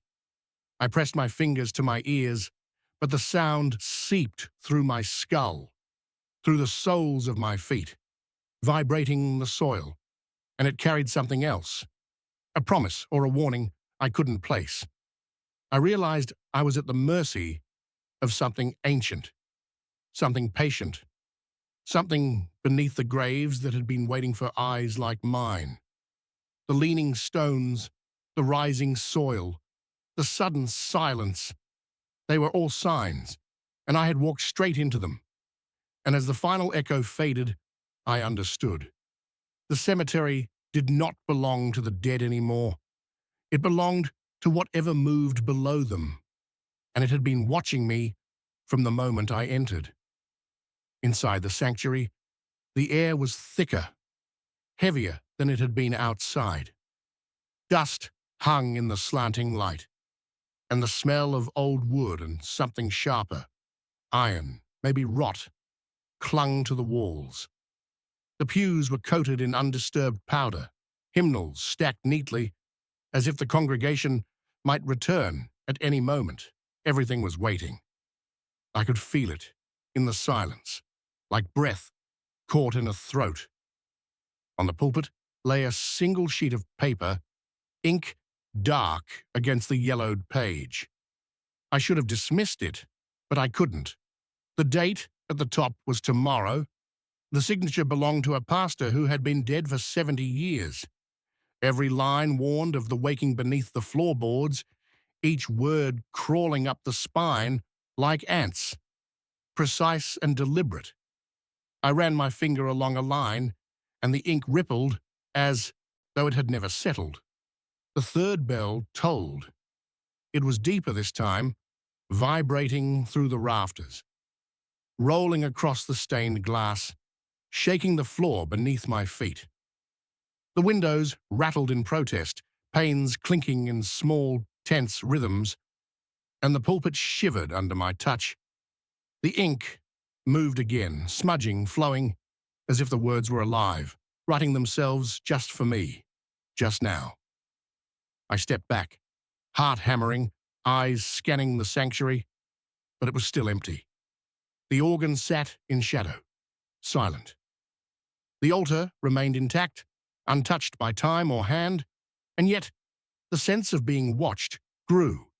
Something waited beneath the floorboards, patient and insistent, listening to my every breath. I felt my skin crawl, my fingers tingling, as if the air itself was charged with anticipation. The shadows deepened at the edges of the room, stretching in impossible angles. I wanted to leave, but my feet refused. I wanted to look away. But the paper, the bell, the trembling windows, everything demanded my attention. The sound faded at last, leaving a ringing in my ears. But the pulpit continued to thrum under my fingers. I could not shake the certainty that I had been marked by the space and by whatever still moved beneath it, awake and waiting. Daylight drained fast through the fractured stained glass windows, leaving the sanctuary dim and bruised. The colors bled into the dust, and the pews became long, black shapes stretching toward the center aisle. At first it was subtle, a corner of shadow reaching a fraction too far, but then I noticed the movement. The shadows were faster than the sun, bending across the floor in deliberate, unnatural angles, pointing toward me like fingers. A cold pressure gathered behind me, not wind, not a draft, but the sense of something patient and deliberate, reading my movements, timing my breath. I could feel it, steady, expectant, like a presence that had learned to wait without making a sound. My own exhalations fogged in the chill that hadn't been there moments before. I tried to convince myself it was a trick of the light, imagination straining in a space that demanded it. I turned, slowly, and the aisle was empty. Nothing moved. Nothing breathed. The pulpit, the pews, even the bell rope, lifeless as ever. And yet, the fog of my breath lingered, thick and warm, as though someone or something was inches away, observing me in silence. My pulse thudded in my ears, and I caught myself flinching at shadows that had yet to arrive, stretching long before the sun could cast them. The air seemed heavier near the floor, a subtle vibration I could feel in my shoes, the faint pressure of weight where there should have been none. I stepped forward, and the shadows reacted, bending more sharply, growing denser as though aware of my every motion. Each step carried the tension of anticipation. I could not escape the sensation of eyes behind my shoulder, even though nothing materialized. The room had stopped being a room. It had become a corridor of presence, measured and deliberate, waiting for my awareness to falter. The light dimmed further, and the shadows thickened toward me, alive in a way no shadow should be. My heartbeat thundered, and still the aisle remained empty. I realized, in that frozen moment, that whatever had arrived first, the shadows, was already shaping the space, bending it, and I was trapped in the waiting. I ran. My boots sank into soft earth, the grass slick with dew, the scent of damp soil sharp in my nostrils. But the graveyard no longer felt passive. It moved. The dirt at the entrance pulsed under my feet, rising in a slow inhale and falling like exhalation. Each movement deliberate, as if the earth itself were alive, breathing me in and out. I stumbled backward, lungs burning, trying to keep my footing on the shaking ground. The headstones rattled in rhythm with the pulses, moss and lichen quivering loose, falling in green showers to the ground. The sound was hollow, mournful, an exhalation from below, low and guttural, echoing up into the quiet sky. I turned, and the air itself seemed thick, dragging at my hair, filling my throat with the weight of expectation. A moan rose from beneath the soil, timed with each pulse, resonating through my bones. It was not wind, not animal, not human, but something in between, something patient and infinite. My chest tightened with each inhalation of the earth, each tremor beneath my boots, until I felt I could no longer distinguish where the ground ended and my body began. Behind me, the church bell tolled again. The sound ripped across the valley, louder than any rope could swing, louder than the broken timber should allow. The rope swayed lifelessly, frayed fibers still, yet the note exploded into the night, carrying a weight that seemed to press down the very air. My ears rang, my chest vibrated, and for a moment I swore I could feel the vibration traveling through the pulpit, through the sanctuary, into the soil beneath me. The ground's pulsing quickened, faster now, and the moan grew into a low chant, distant but insistent, like a warning or an invitation. I stumbled forward, desperate yet trapped, each step measured by the breathing earth and the tolling bell. Shadows from the church stretched across the graveyard, reaching out, connecting earth and sky, pulsing and alive. I could not tell which was waiting, the soil, the shadows, or the bell, but I knew, with a certainty that made my teeth ache, that whatever it was, it had been waiting for me, for this moment. And as the fourth toll faded into a silence heavier than any I had known, I realized the valley itself had become a lung, and I was caught in its chest, inhaled, exhaled, and unable to leave. The road had been quiet. At first, the kind of quiet that made you forget the world beyond the trees. Snow fell thick and soft, each flake hanging in the air long enough to blur the edges of the forest, until the pines vanished into white haze. We drove slowly, headlights cutting through nothing but the pale swirl, the car's tires humming on asphalt, now hidden beneath the frost. Outside, the cold pressed against the windows, sharp and sudden whenever I leaned close, and the wind carried a faint, metallic tang, like iron from some distant creek. Everything looked untouched. The snow stretched ahead like a canvas, unmarked and perfect, holding the illusion that nothing could disturb it. Only our tracks carved a thin line through the emptiness, a small proof that we had passed. There was comfort in that, a quiet reassurance that we were alone and everything was still as it should be. And then there was the patch. At first, it was just a break in the flawless blanket, a dark line etched into the white. My chest tightened. Something had crossed the road, barefoot, though how anyone could have endured that cold, I could not imagine. I slowed, gripping the wheel, staring. The prints were human-sized, each step pressed deep, dragging a toe across the surface in a pattern that made no sense to me. I stopped the car, stepping out to get closer, boots crunching on the soft crust. I raised the camera instinctively, framing the strange path, trying to force reason into it. And then I saw it. The prints, they faced the wrong way. I swallowed, staring at the trail as a shiver rolled up my spine. Every instinct whispered to retreat, but my feet rooted in place. The tracks led toward us, as if the snow itself had decided to rewrite the story of who had come this way first. The forest beyond seemed empty, silent, yet heavy. The trees bending under a weight that wasn't snow. The wind fell still. Even the sound of the car ticking after being shut off seemed loud in the hollow, white quiet. I snapped the photo and forced myself back inside. But the road ahead didn't feel familiar anymore. It felt like a trap, a page of a story we had no right to read. And somewhere, hidden beyond the white veil, something had already been waiting.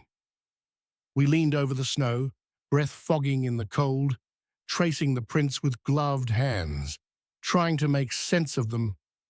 They were human-sized, deep heel impressions pressed hard into the drift, but the toes dragged behind, leaving an impossible backward smear. Every step seemed deliberate, yet unnatural, as if the walker had no need to adjust to the uneven earth or the roots that jutted from the frozen soil. The line continued straight into the trees, unnervingly precise, like someone had drawn it with a ruler, cutting a path through the dark forest that seemed to grow thicker around us with each step we followed. The trees leaned inward as we approached, heavy branches brushing against each other with barely a sound, their needles untouched by the steady snowfall. It felt wrong, watching them bend and bow without a single flake landing on them, as though something unseen had passed first, and the forest had yielded to its will. I wanted to turn back, but a fascination, a horror-fueled curiosity, kept my eyes locked on the trail. My hands tingled, half frozen, half tense with dread. A sudden breeze whispered through the trees, rattling dead branches against one another. It was brief, barely more than a sigh, yet when I glanced behind, part of the trail we had just examined was gone, completely erased, as though the snow had been brushed clean by invisible hands. My heart thumped in my ears. Something didn't want us following, and the thought lodged itself deep, pressing into my chest like a weight. We advanced slowly, each step muffled in the thickening snow, trying to catch the trail again, only to find the prints resuming, rigid and relentless, vanishing into the shadowed trees. I realized the path was guiding us somewhere, or guiding us into something. The forest seemed to tighten, the space between the trunks shrinking as if it had been shaped to channel us along the line. Every footfall I took felt loud, shamefully loud, announcing our intrusion. And yet the prince never faltered, never hesitated, moving forward with a certainty that terrified me. I stopped. The cold pressed against my face. My chest felt hollow, ears ringing. Somewhere above, snow thudded softly, but it carried no warmth, no life, and behind us, the trail remained incomplete, tauntingly interrupted, as if what had walked here first had not only left a record, but had the power to erase it at will. I wanted to leave. I wanted to forget we had ever seen it. But the trees leaned closer. The wind whispered again, and the path stretched forward, daring us to follow. By the time we made it back to the car, The sun had slipped behind the trees, leaving the forest dim and hollowed, the snow absorbing everything except our own uneven breathing. I tried to focus on the camera screen, reviewing the photos, tracing the strange, impossible trail we had followed. But then I noticed it, a muffled thumping, low and deliberate, coming from somewhere beneath the snowpack nearby. At first, I thought it might be an animal, a deer or rabbit disturbed by our presence. But the rhythm was too measured, too aware, circling us slowly, stepping just out of reach of the headlights, echoing faintly under the frozen ground. The sound made my chest tighten. I turned, sweeping the beam across the drift, trying to catch movement.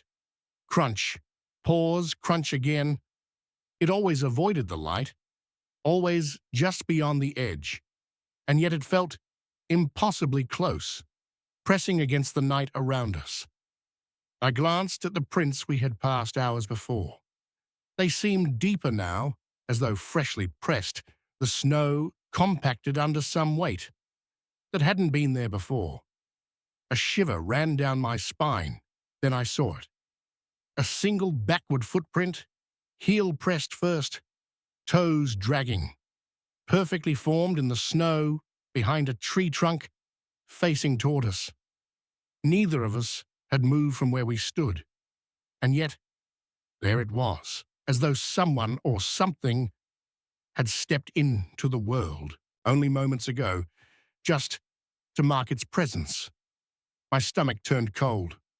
The forest, silent a minute ago, felt suddenly alive with waiting, with eyes that might be hidden anywhere among the bent trunks and darkened branches. The wind rose, brushing snow into drifts that seemed to dance around us, whispering faintly, erasing small details as if the forest itself was editing reality. I wanted to move, to flee back down the road, but my boots felt heavy, nailed to the ice-crusted ground. Every instinct screamed that following the prints, or ignoring them, was dangerous in the same way, as though even turning away would invite notice. I swallowed, trying to breathe, but my own heartbeat thumped against my ribs like a drum. Something had walked here, something patient and deliberate, testing boundaries I didn't yet understand. And the deeper I looked, the more I felt that the snow was no longer just frozen water. It was a skin over something breathing, something pacing beneath the surface, waiting for the moment we stepped wrong. I glanced again at the backward print, and a creeping certainty settled over me. It hadn't come from behind. It had come from the space beside us, from the shadows themselves. We stayed in the car at first, flashlights raised, unwilling to step into the darkened snow. Then the prints began again. Fresh, heel-first impressions appeared one at a time, pressed into the drift from nothing. I blinked, sure my eyes were betraying me, but they formed steadily, a silent, deliberate pattern curling around the vehicle. Each mark landed with perfect weight, as if someone or something was testing the ground, measuring distance without need of balance. My hands shook, gripping the flashlight so tightly the plastic dug into my palms. The snow beneath the beam depressed inward like a mold, pressed by invisible weight. The path spiraled closer, circling the car as though the forest itself had been arranged to trap us, a predator mapping its prey. The trees seemed to lean further, branches brushing against each other, silent but alive, creating shadows that licked the edges of the headlight's reach. The circle tightened slowly, rhythmically, as though the thing marking the snow was counting, planning, timing each step to some cadence we could not hear. I wanted to scream, to start the engine, but my body refused to move. The prints pressed closer, heels sinking, toes dragging. They paused at intervals, forming a pattern of predation I could almost feel in my chest. Then, impossibly, the final print stopped inches from the passenger door, facing inward. I pressed my back to the driver's seat, breath fogging, heart hammering. My mind raced, trying to rationalize maybe a hiker, a lost hunter, some trick of the snow, but every instinct whispered that explanation was a lie. The air had grown so cold that it stung my lungs, and the snow seemed unnaturally still, heavier than it had been minutes ago. It felt as though the forest had held its breath, waiting, and that single print, so close, so deliberate, refused to fade. I dared not open the door. I dared not even breathe too sharply. Something had circled us, measured us, and then paused, observing from where we could not see, just beyond the reach of light. Time stretched. The wind did not stir. No branches fell, yet the presence was undeniable. The circle was complete, the pattern sealed, and the snow held its secret. I realized then that we were no longer moving through the forest. The forest was moving through us. And when I glanced toward the window, the shape of the print seemed to linger, as if the weight that pressed it had not yet left, as though whatever had walked without shape was still here, waiting for the moment we made the next wrong move. We didn't move at first, barely daring to breathe, watching the snow through the trembling cone of flashlight. And then the prints began again. They didn't wander. They paced. Along the edge of darkness, just beyond the beam, they pressed into the snow with careful rhythm, moving as if waiting for the light to shift, as if they were aware of it. Each time I swept the flashlight away, they continued, silent and methodical. When the beam returned, the marks froze mid-step, heels sunk, toes dragging, perfectly captured, in a frozen moment of impossible motion. The forest seemed to lean closer, branches and trunks pressed against the edge of the light, absorbing sound until even our own breathing felt swallowed. The snow around the car hummed with the weight of anticipation. The flakes falling slower now, heavier, muffled as if gravity itself had been warped. My hands ached from gripping the flashlight, my vision straining to follow the path that always waited just beyond reach, always moving towards some unseen purpose. Then it came, the sharp slam against the roof. The car jolted beneath us, the metallic echo ringing in the still air. I jumped, heart hammering, looking up for a branch, a falling chunk of ice. Nothing. No sign of anything physical. But when I looked at the windshield, there it was. A single backward footprint, heel pressed first, toes dragging, facing inward, as though whatever had touched the car had been watching us, judging the space we dared to occupy. My stomach sank. It wasn't just outside the light anymore. It had reached us, marking us, claiming us in the silence that followed the impact. I realized we were no longer alone. The forest had shrunk, closing around the car, and every shadow seemed to pulse, waiting. The prints were patient. They followed the light. They were tethered to us, alive with intention, pacing the edges of perception in a rhythm we could feel but not track.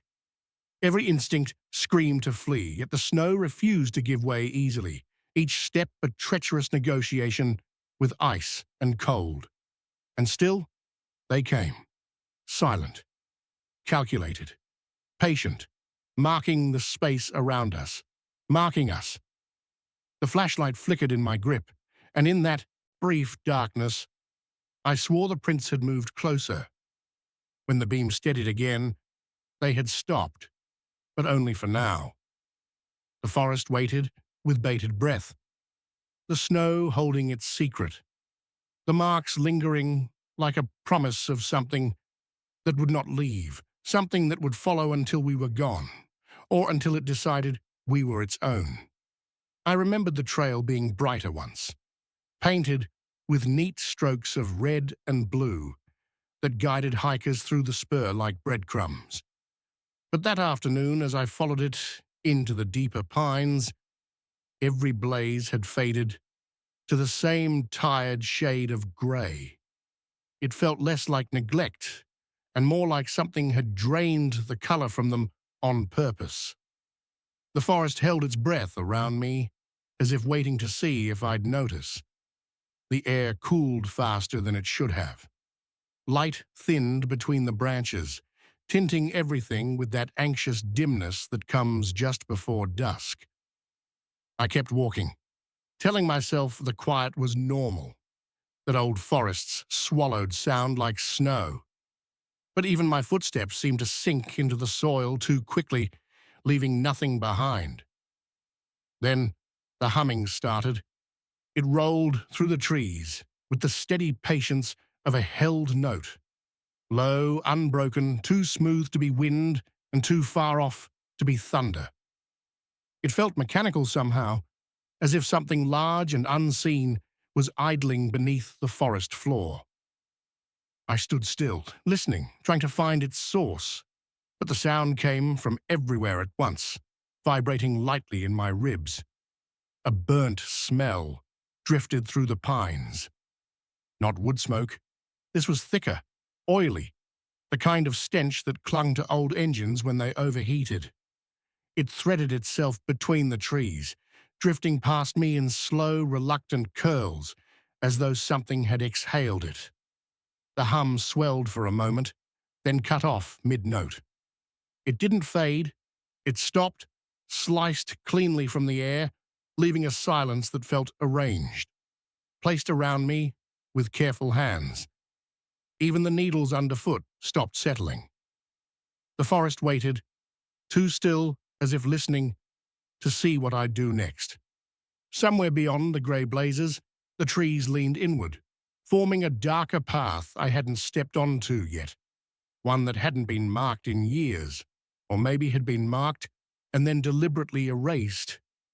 And in that pressed, deliberate silence, I realized the forest wasn't empty. It was pausing. For me. The maps had promised ruins, but nothing prepared me for the skeletal remains of the logging camp. Only charred foundations jutted from the soil, jagged and blackened, like teeth abandoned in a mouth. I stepped carefully over splintered beams, the soles of my boots crunching against nails that still refused to lie flat. Beneath my weight, the ground trembled lightly, a subtle vibration that moved underfoot, like something turning slowly in the earth itself. I froze, waiting for the tremor to stop, but it didn't. Instead, a metallic groan rippled through the debris, long and low, the kind of sound that made even the silence feel like it had teeth. It hummed against the rusted nails, vibrating them in a rhythm, each throb matching a heartbeat I didn't recognize as mine. I took a step back, and the vibration deepened, almost conscious, aligning into a pace, measured, deliberate almost, like the slow, relentless rhythm of an engine starting somewhere underground. I wanted to call it imagination, to remind myself that old ruins make noises like this, that gravity and rust could conspire to trick my mind. But the vibrations followed me, pressing against the soles of my boots, resonating in my chest. The sawmill wasn't dead. Not yet. Somewhere below, something waited, turning, shifting, watching me navigate the blackened skeleton of what had once been a place of labor and sound. Under a collapsed truss, I stumbled across something impossible. Logs that should have rotted decades ago, yet lay cleanly sheared, their edges sharp and glistening with sap that hadn't dried. The smell was pungent and sticky, sweet in the way fresh wood always smells, but somehow wrong, like it had been preserved by something unnatural. I reached out and touched one, and the moment my fingers brushed the wet surface, the vibration beneath my feet surged violently, as if some unseen machinery had been waiting for me to make contact. The hum that had been distant before became a roar in my chest, pressing against my ribs, echoing through the forest like a demand. I pulled back, and then, almost immediately, the sound vanished. Not faded, vanished. The forest went silent in an instant. Insects stopped their hums mid-flight, the wind held in the branches, and even the decay of time seemed paused around the ancient wood. It was as if the logs had commanded the world to hush, waiting. Waiting for what? I couldn't tell. I felt my pulse in the hollows of the fallen beams, in the shadows curling around the sap-stained cuts, and I realized that whatever had touched the forest before had not left. It had been waiting. Midnight settled over the ruins, folding the charred foundations into shadows so deep they seemed to pulse with their own weight. Lantern-like shapes flickered across the broken beams, faint and hesitant, moving in motions that were too precise, too practiced, feeding logs, hauling chains, guiding saw blades that weren't there. I froze, my breath caught in my throat, as the shadows passed inches from me. There was no heat, no weight, no breath, yet the air seemed to vibrate where they moved, a pressure that pressed my skin against my bones. One shadow paused and tilted its head toward me, a gesture so deliberate it felt like recognition. But there was no face, no eyes, no humanity to meet mine. My stomach turned. I wanted to speak, to run, but the forest had fallen into a kind of patient, suffocating quiet that made movement feel like a betrayal. Somewhere deep in the ruins, a log clattered softly, though nothing touched it. The shadows resumed their endless work, and I realized, with a sinking certainty, that they were not waiting for me to leave. They were waiting for something I couldn't yet see, something I wasn't meant to understand. And in their silent rhythm, I felt the old pulse of the sawmill's heart still beating beneath the earth. The ground beneath my boots began to swell with heat, a subtle thrum that rose from deep below, vibrating in time with the pulse I'd felt in the ruins.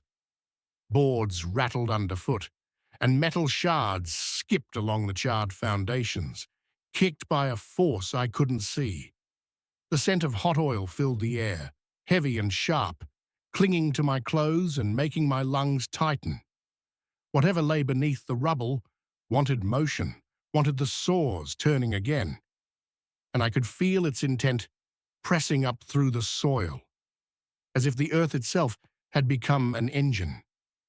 I stepped cautiously, and the ground shifted slightly beneath my foot. A metallic scrape followed, sliding upward with a slow, deliberate insistence. My heartbeat quickened, and for a moment I thought I saw movement in the dirt itself, a glint of steel crawling toward the surface. The forest, the ruins, the shadows, they all waited for what would come next, for the awakening I had disturbed. And I realized, in a way that made my chest tighten, that the sawmill's heart had never stopped. It was just lying beneath the earth, patient, hungry, and slowly learning that I had found it. The drive had been louder than the week that came before it. Traffic grinding, radios hissing, arguments leaking through rolled-down windows. So when we finally reached the hunter's cabin at the edge of the tree line, the quiet felt like mercy, the kind of calm that settles over you after days of living too close to other people's noise. For a moment, it felt like a small, borrowed peace. Inside, the air pressed down in a way I didn't expect. Not heavy exactly, more dense, as if the silence had weight to it. Our footsteps should have echoed against the bare wood walls, but each one just vanished. The sound didn't bounce or carry. It simply died where it started, leaving nothing but that thick, padded stillness behind. Even the door latch made no sound when it clicked into place. I only knew it closed because I saw the metal slide into the frame. The usual snap was swallowed whole.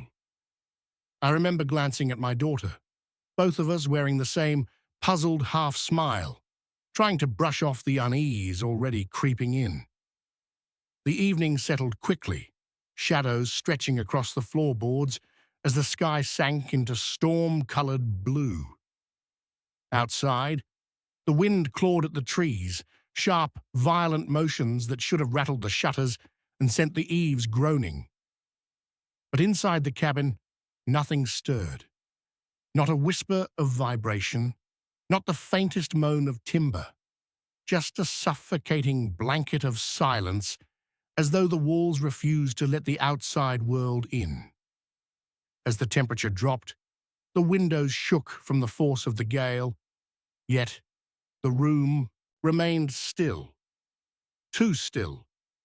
I found myself listening harder, leaning into the quiet, as if trying to catch something hiding beneath it.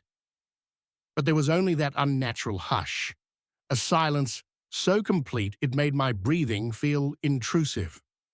By the time darkness claimed the last of the daylight, I had the eerie sense that the cabin wasn't just quiet, it was hungry for sound.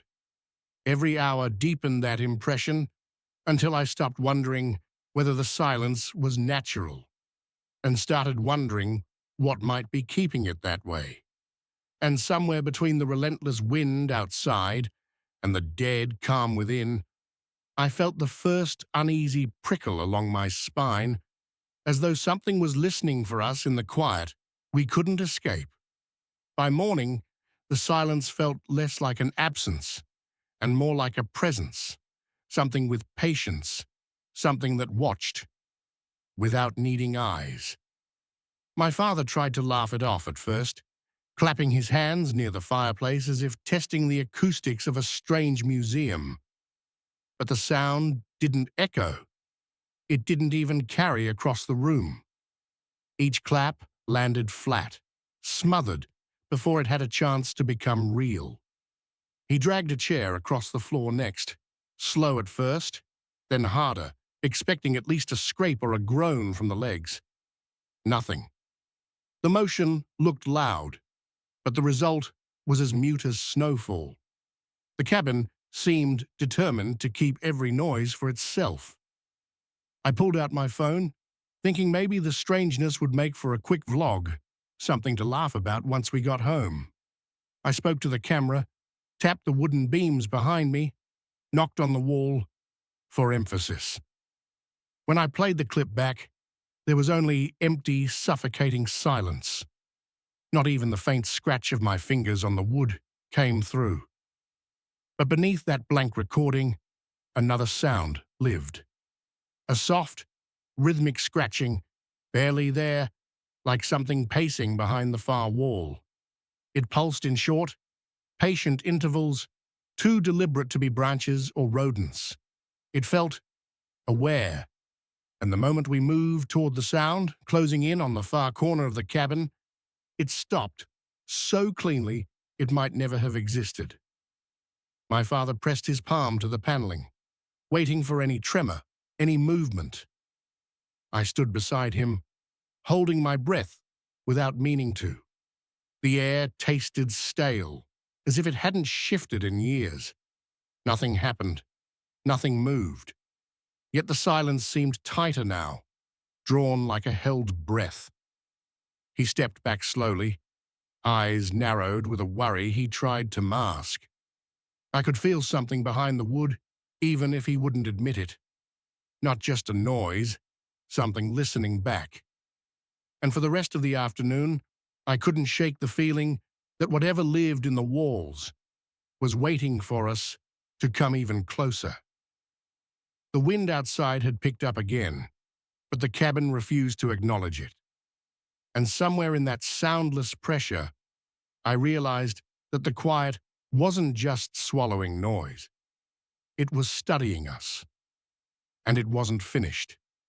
By late afternoon, the silence inside the cabin had deepened into something almost physical, like a low, invisible tide rising around our ankles. My father finally decided to take down the wall panel where we'd heard the scratching. He approached it with the kind of steady focus he used when fixing things at home, but I could see the tension in his shoulders, the slight hesitation before the first pry of the crowbar. The wood came away more easily than it should have. No nails screeching free, no crack of splintering boards, just a soft, yielding pull, as if the cabin wanted that piece removed. Behind it, we expected mold or insulation, or the cramped nest of some animal. But there was no cavity, no framework, just a smooth expanse of polished black stone stretching from floor to ceiling. It looked impossibly clean, untouched by dust or time. My father shone a flashlight over it, and the beam vanished into the surface as though swallowed whole. The stone didn't reflect light, it devoured it. Every angle seemed wrong, every shadow too sharp or too soft. But the longer I stared, the more it felt like I wasn't looking at a solid surface at all, but a depth. A faint vibration pulsed through the floorboards beneath our feet. Subtle at first, almost imagined, but steady, rhythmic, like a slow heartbeat pulsing through the structure of the cabin. I felt it in my legs, in the wood, in the air brushing against my skin. The silence seemed to lean in, listening with us. I don't know why I reached out. Curiosity, maybe. Or something more like gravity. But when my fingertips touched the stone, a soft warmth spread beneath my palm. Not the warmth of sun or body heat, something deeper, as if the stone were alive in its own quiet way. It didn't feel like touching an object. It felt like touching attention. The vibration intensified, just slightly, timed perfectly with my heartbeat until I couldn't tell which rhythm belonged to me. My breathing hitched, and the air around my hand grew warmer, like the stone was reacting, leaning back into my touch. My father grabbed my wrist and pulled me away. The contact broke cleanly, but the sensation lingered, a ghost of warmth still pulsing against my skin, long after my hand dropped to my side. I didn't tell him the worst part, that in those few seconds I had the distinct impression the stone had been waiting for me to touch it. Behind us, the wall panel slipped from his hand and hit the floor, and for the first time since we'd arrived, the sound echoed. Just once, sharp, hollow, unnatural. Then the silence slammed shut again, tighter than before. Somewhere beneath the floorboards, the faint vibration quickened, as though something had finally woken up. The cabin changed after we uncovered the stone. It wasn't dramatic at first, just small distortions, little fractures in the way things should behave, but each one felt like a quiet warning. The kitchen clock ticked visibly, the second hand jumping forward in its familiar rhythm, but not a single tick reached our ears. The silence between each movement felt stretched, too long, like the clock was performing for us without letting us hear the truth of it. Even our breathing seemed delayed, as if the sound lagged a heartbeat behind the rise and fall of our chests. I caught myself waiting to hear each inhale, as though my lungs belonged to someone standing just behind me. My daughter drifted into a short nap that afternoon, exhaustion pulling her under in a way that looked more like surrender than rest. When she jerked awake, her eyes were wide and unfocused, her breath carrying that thin, held-back terror of someone who'd heard something they weren't meant to. She told me she'd heard her name, spoken clearly, but from far below, as though someone were calling to her from under the floor. The words had been soft, dampened, like they'd traveled through layers of earth before reaching her. I tried to tell her it was a dream, but even while I said it, I didn't believe it. The silence in the room felt too attentive, the air too charged. She didn't argue. She only walked to the exposed stone, drawn to it with a slow, uncertain pull, as if answering something she hadn't fully heard. Before I could stop her, she knelt and pressed her ear against the surface. Her whole body went still. When she spoke, her voice was faint, thinned and fragile. "He's closer," she whispered. Not frightened, not hysterical, just certain. I pulled her back sharply, harder than I meant to. The floor trembled beneath both of us, a low shudder that traveled from the stone outward, rippling through the boards like something massive, shifting inside them. The walls gave a soft, hollow groan, but no sound escaped. Just that muted vibration working itself deeper into the cabin's frame. She clung to my arm, her breathing uneven, her gaze locked on the stone as though she expected it to change shape at any moment.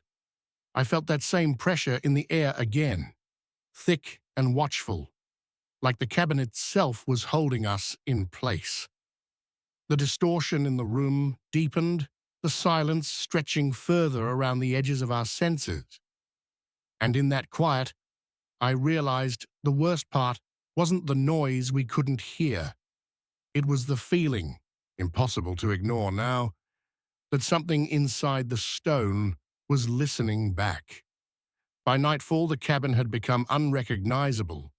The silence wasn't just present anymore, it moved. It shifted and twisted around us, slipping into the cracks of the floorboards, the joints of the walls, as though the house itself had learned to breathe. The stone vibrated beneath the wood, faint at first, like the thrum of distant machinery. Then, without warning, it rolled along the walls, a slow, deliberate motion that made the floorboards tremble under our weight. We could feel it in our knees, a subtle quiver that synchronized with the rhythm of something alive just beneath the surface. Our voices faltered when we tried to speak.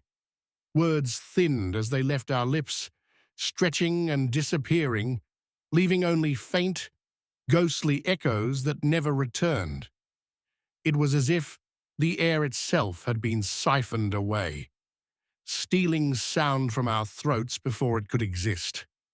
The flashlight flickered in the same erratic rhythm, revealing hairline cracks snaking across the black stone. Every tiny fracture seemed deliberate, like scratches left behind by something crawling beneath the polished surface. And through it all, a whisper called her name, soft, insistent, intimate. Only her could hear it.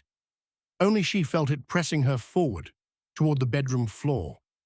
She followed the sound with a quiet certainty, her steps almost weightless, drawn toward the stone as if it were guiding her somewhere she wasn't meant to go.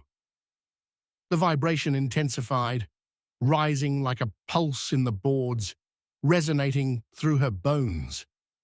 I tried to grab her hand, but it felt as though the air between us had thickened, slowing my reach, twisting the space until she was just out of grasp. The cabin held its breath, waiting. The whisper repeated her name again, louder now, urgent, almost pleading, as though the stone wanted her and had been waiting a long time. I stood frozen, unable to speak, unable to move, and in that frozen moment, I understood. The house wasn't silent anymore. It was awake, watching, and beneath the boards, something stirred that didn't belong to the world we had known. The last thing I remember before the darkness swallowed everything was the vibration pulsing under my feet, insistent and alive, calling her forward. And I realized, with a cold certainty, that whatever it was beneath the boards, it had already chosen her. The ridge looked ordinary enough when he arrived, a familiar slope of forested hills rising from the mist like a green-grey sea. The road had ended hours ago, leaving only a narrow dirt track that crumbled beneath the tires, and the trees closed around him with that silent, pressing weight forests always carry when no one else is near. He had been expecting a quiet night. Just another storm to monitor, a log of lightning strikes, the rhythm of rain on tent fabric. Everything was routine, measured, safe. He parked his truck on a flattened patch of ground, the tires crunching over frozen soil, and unpacked slowly. The smell of wet pine and earth hung heavy in the air. Clouds boiled above him, low and thick, and the wind whispered against the ridge in soft, almost human sighs.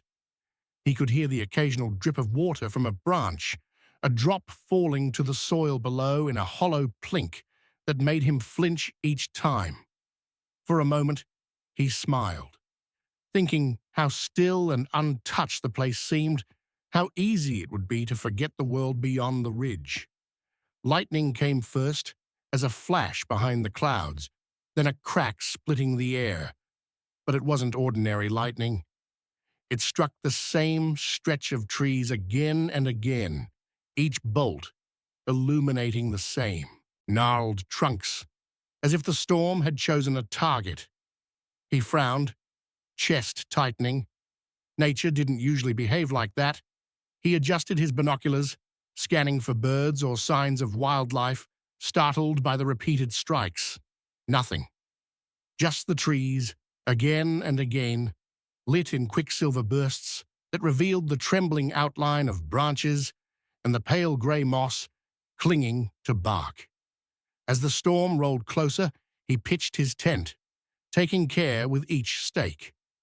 The wind grew stronger, tugging at the fabric, rattling the poles.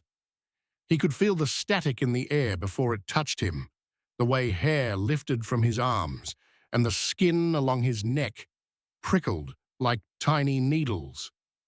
It wasn't just electricity in the atmosphere. It was heavier, denser, crawling along the nerves. He brushed at his arms, told himself it was nothing. He wasn't superstitious. He was trained. And yet, the hair on the back of his neck stood up, despite reason.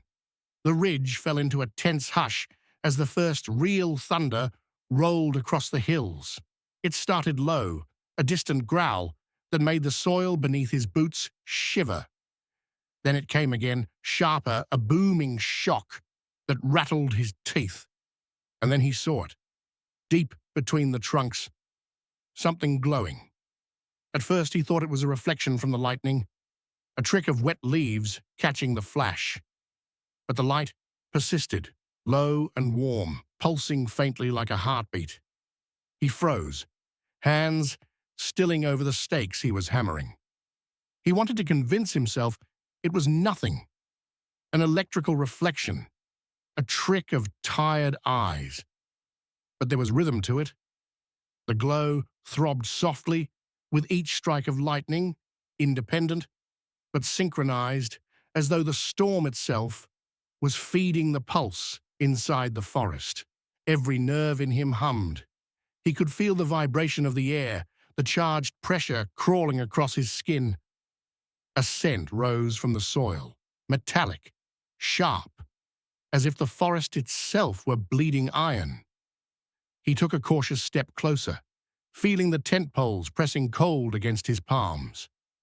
Each crack of lightning made the light flare from within the trees, teasing shapes in the gaps of the bark. Nothing solid, just shadows, just angles that looked wrong, and yet familiar. Like a face caught for a fraction of a second before melting back into the grain. The ridge seemed to close in, the wind dropping as if the world was holding its breath, waiting. Every instinct screamed at him to leave, to get back to the truck, to anywhere with walls and doors. But the curiosity had its claws in him, the need to understand, to witness. He crouched and pressed closer to the glowing patch, the static raising the fine hairs on his arms into needles of awareness. The forest was alive in a way that made no sense. Leaves whispered without wind. Branches arched unnaturally. The soil beneath his boots was moist, vibrating, almost breathing. Then the first thunder boom landed like a hammer, and everything shifted. The glow intensified, flaring higher into the gap between the trees. Shapes twisted and writhed in the light, silhouettes that didn't belong. He blinked, and they were gone. Yet the air felt charged with a presence, a watchfulness, as if the forest itself had noticed him. His heart pounded in sync with the flashing light. And for a second, he could hear a faint, hollow thrum, like the pulse of something living beneath the bark. He stumbled back, hands brushing against rough bark, feeling the ridges and grooves warm under his touch. A sense of unease settled deep into his chest, slow and deliberate. The storm roared above, but the glow persisted, humming in the darkness, promising nothing he could name, threatening everything he could imagine. He wanted to turn away, to climb back into the safety of his truck, but something held him there, transfixed, a voyeur of a forest that no longer followed the rules he knew. Hours passed, or maybe minutes. Time lost its grip. The ridge became a stage for something unnamed, an audience of trees that did not sleep, did not blink, and somehow, in some impossible way, observed him. The storm raged, but not over him. It moved around him, and still the light throbbed from deep between the trunks, a pulse he could feel in his bones. He finally unrolled his sleeping bag, hesitating, staring at the glow that had become his horizon. He could hear the faintest whispers in the air, indistinct but urgent, brushing against his ears. The ridge was alive, awake, and watching, and as he closed his eyes, the thunder rolled again, and that soft, impossible light flickered once more as if acknowledging his presence, then dimmed, leaving him in darkness he would never forget. He woke to a strange warmth pressing against his cheek, though the ridge was cold and damp. The tent fabric shivered with the residual wind, but the air inside seemed charged differently, heavier, almost intimate, like it was leaning close to him, listening. Outside, the storm had not passed. It had retreated slightly, murmuring in distant rumbles, but the forest remained in suspended tension. Somewhere between the thick trunks, he noticed it again, the glow. It wasn't a flash this time, sudden and violent. It was slow, deliberate, rising from the massive oak that had caught his attention the night before. The trunk pulsed softly, like a heartbeat beneath the bark. Warm light spilling along the grain. He blinked, thinking it a trick of his exhausted mind, but the glow remained, steady and impossibly present. It seemed to emanate from inside the tree itself, as if some living thing dwelled in its core. He stepped closer, the soil soft beneath his boots, releasing the scent of wet leaves and rotting pine. The wind rustled the canopy above, yet the glow was untouched, a private warmth, a signal meant for him alone. As he neared, he saw shapes forming in the wood, dim silhouettes that slithered across the texture like smoke, caught in the veins of the tree. Faces? Figures? He couldn't tell. His heart hammered in his chest, but curiosity held him rooted, closer than he should have dared. The oak was enormous, its bark knotted and scarred with age. He ran his hand along its surface, expecting cold roughness, and instead felt heat rising from within, almost feverish. The light pulsed beneath his fingertips, rhythmic and slow like a life force trapped just beneath the surface. He crouched, pressing closer to inspect a fissure in the bark, imagining the hollow interior might be glowing embers from some natural fire. But there was no smoke, no smell of burning wood. Only the pulse, steady and unnervingly alive. As he circled the tree, the light shifted. Shapes deepened in the grain, twisting like trapped shadows. One form lingered longer than the others, something vaguely humanoid, crouched or curled into the core. He swallowed hard, the damp air thick in his lungs, and reached out. His fingertips brushed the bark, expecting the comforting roughness of wood, and instead the surface trembled lightly under his touch, warm and almost pliant. The pulse accelerated, and the glow brightened in tandem, as though it recognized his presence. Then, just as he leaned in to press his palm fully against the trunk, the light flickered violently. He recoiled, stumbling back, the warmth vanishing instantly, leaving a chill that made his spine ache. The shape within the bark disappeared, swallowed in shadows, leaving only a hollow silence that seemed to breathe around him. For a heartbeat, the forest felt still, holding its breath with him. He wanted to call it hallucination, exhaustion, playing tricks, but the ridge refused such comforts. The ground beneath his boots vibrated faintly, and he could hear a distant creak, like the oak itself, stretching or shifting in pain.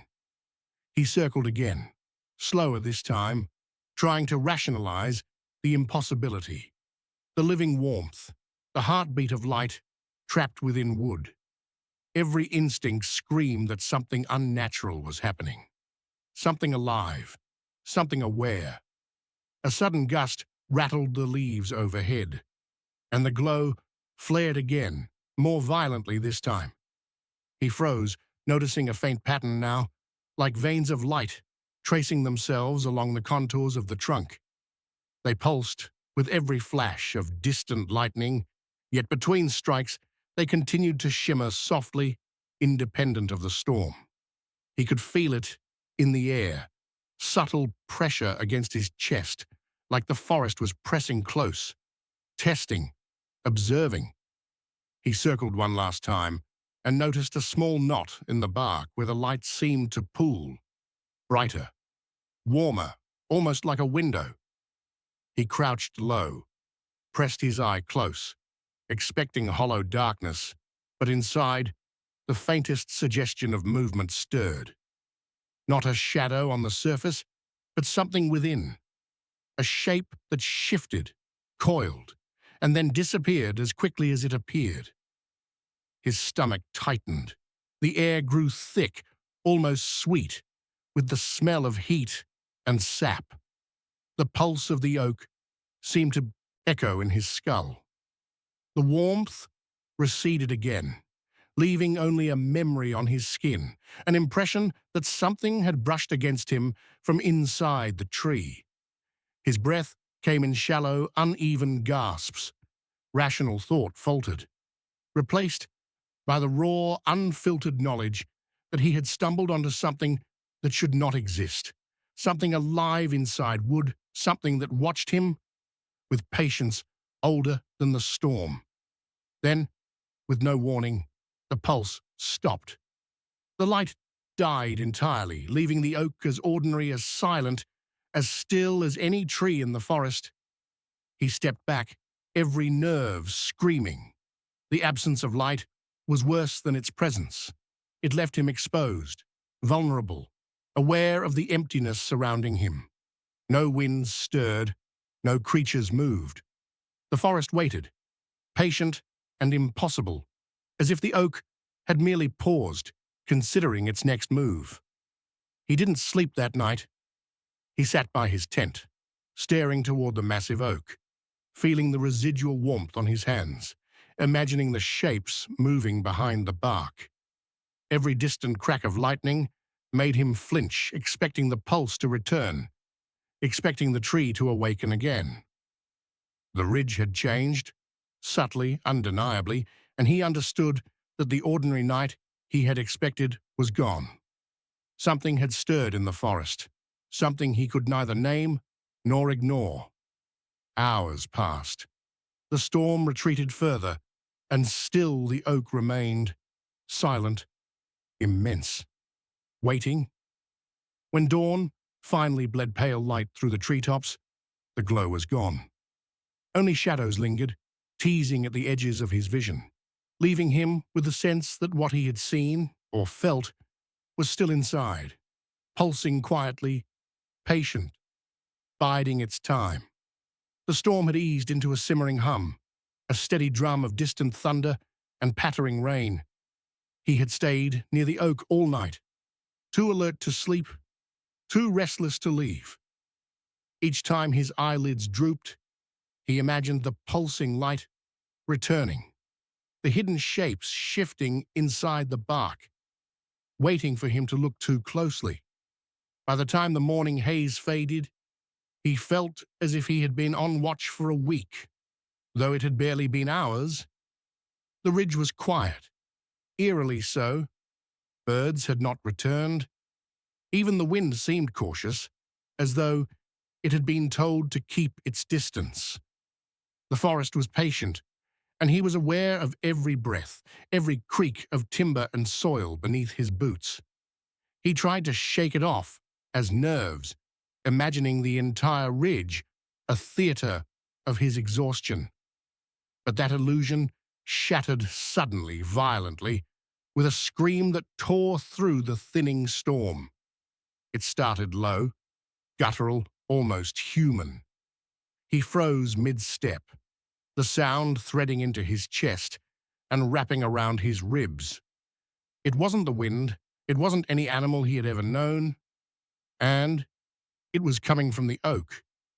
The bark quivered under his touch, though he had backed away as if whatever was inside had been waiting for a signal. Then the sound rose, splitting into multiple pitches, overlapping, echoing against the trunks, resonating in the soil beneath him. He dropped to his knees, hands pressed over his ears, stomach twisting with a combination of fear and disbelief. The scream was endless, yet somehow finite, rising and falling in tones that shouldn't exist in the natural world. With every crescendo, the trunk shook violently, splintering slightly under the force. Sap leaked from cracks, warm and sticky, carrying the metallic tang of blood. He pressed his face against the soil, wishing he could disappear beneath it, wishing he could unhear the thing that shouldn't have a voice. Then abruptly, it stopped. Silence slammed into him like a fist, heavier than the scream itself. The forest held it too, as though the trees collectively inhaled, waiting for his reaction. He dared to lift his head and scan the oak. The bark had returned to its ordinary stillness, the fissures and knots calm, the warmth gone, and yet the memory of the sound clung to him, vibrating in his teeth, echoing in the hollows of his skull. He wanted to leave, to run back down the ridge, but the ridge had changed. The air felt different, heavier, charged, with some intent that had nothing to do with storms or lightning. He could feel the pulse of something alive inside the oak, a heartbeat he couldn't locate, but could feel in every nerve. His hands trembled as he reached out again, just touching the bark lightly. The faint vibration under his fingertips confirmed it. The tree was no longer just wood. It was presence. It was awareness. And it had made itself known. The silence after the scream was worse than the scream itself. It made the forest feel vast and patient, a dark spectator waiting for him to act. His breathing quickened, every inhalation tasting of iron and wet soil, the metallic flavor grounding him in the ridge that now seemed alien. Every shadow looked like it could move, every shift in light a signal. He backed slowly, aware of each footfall, aware that the earth beneath him seemed unnervingly alive. Then he heard something else, not loud, not demanding attention, but beneath the residual thunder under the drip of water from branches, there was a subtle, rhythmic scratching, a soft scrape, almost hesitant, against the trunk. His heart skipped, the pulse in his ears echoing the rhythm. He wanted to convince himself it was wind or a branch settling, but his gut refused the lie. He could feel the movement inside the oak, coiling, waiting. Every instinct screamed to retreat, but his body was slow, caught in the weight of awe and fear. He pressed closer, just enough to feel the warmth return briefly under his fingertips, a faint, living heat that left him dizzy and nauseous. Then the clawing stopped, leaving behind the faintest impression in the bark, as if nails had scraped briefly and disappeared. No sound remained, just silence, so deep it pressed on his chest and made it hard to breathe.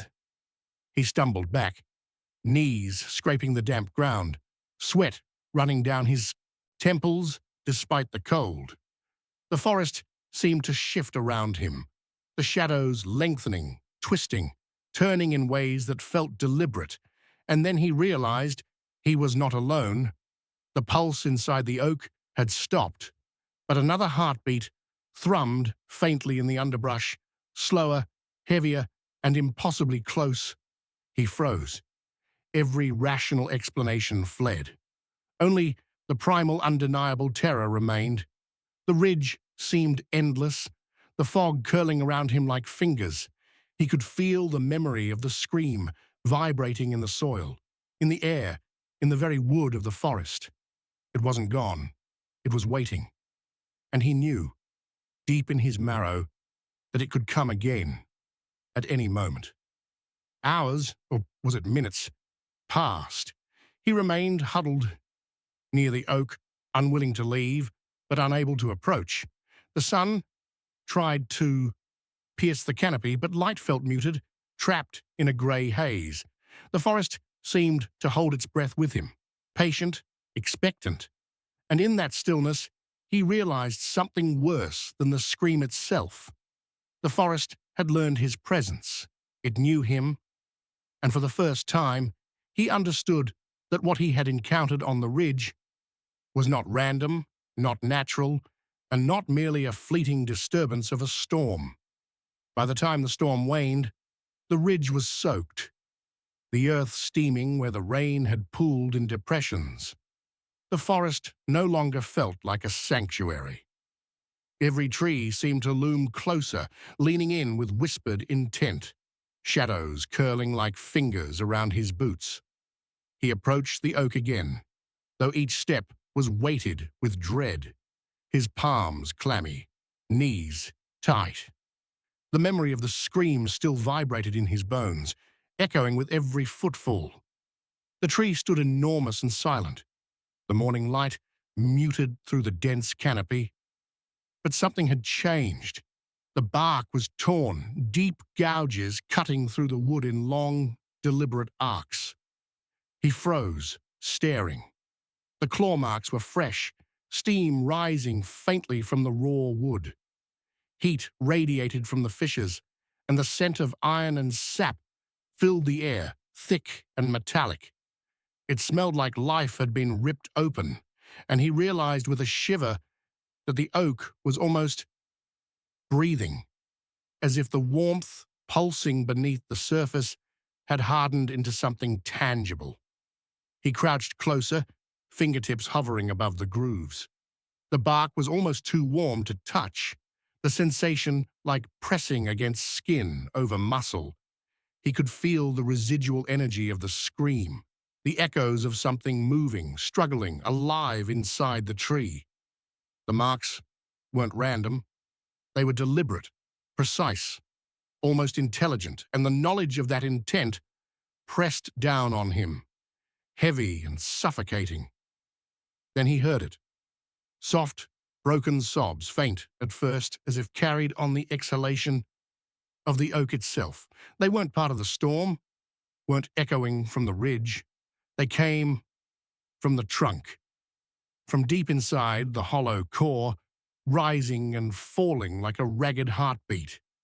He pressed his ear closer, nauseated and fascinated, and the sobbing intensified, almost pleading, yet grotesque. Wrong. It was human, impossibly so, yet warped, echoing in the wood grain with a resonance that shouldn't exist. He staggered back, knees sinking into wet moss, the cold biting through his soaked clothing.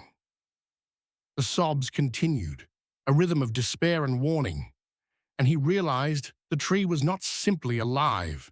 It had absorbed something, someone, perhaps, and was carrying that essence within it, a pulse of trapped existence. Every instinct screamed to run, to leave the ridge entirely, but his feet stayed rooted, as if gravity itself had been warped by the presence of the oak.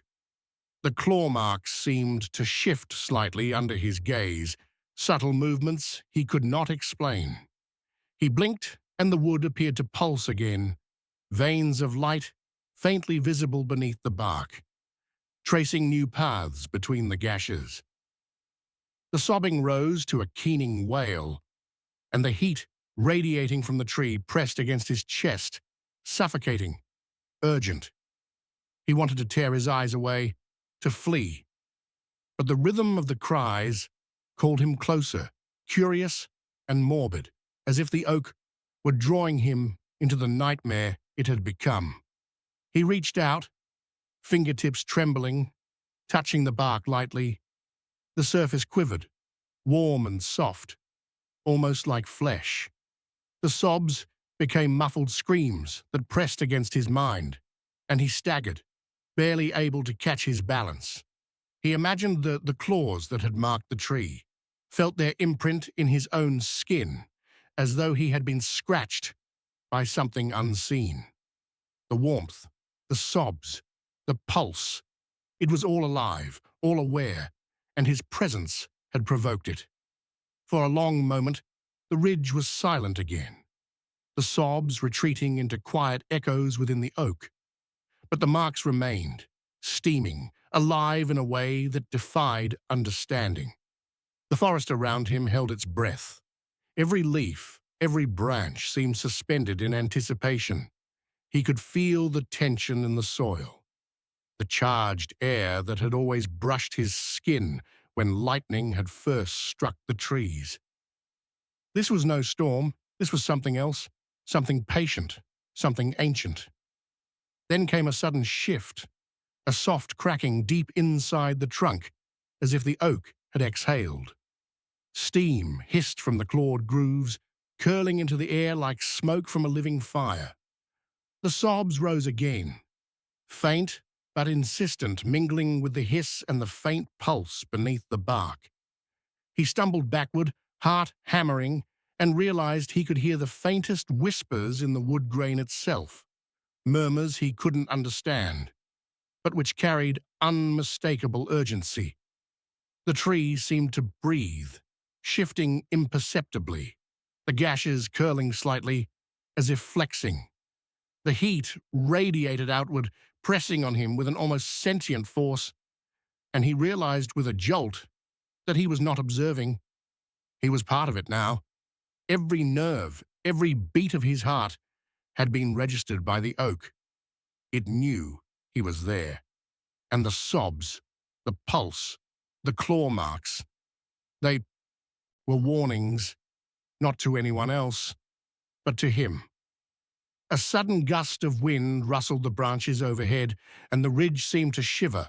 For a heartbeat, the sobs became voices, faint and urgent, whispering words he couldn't fully decipher.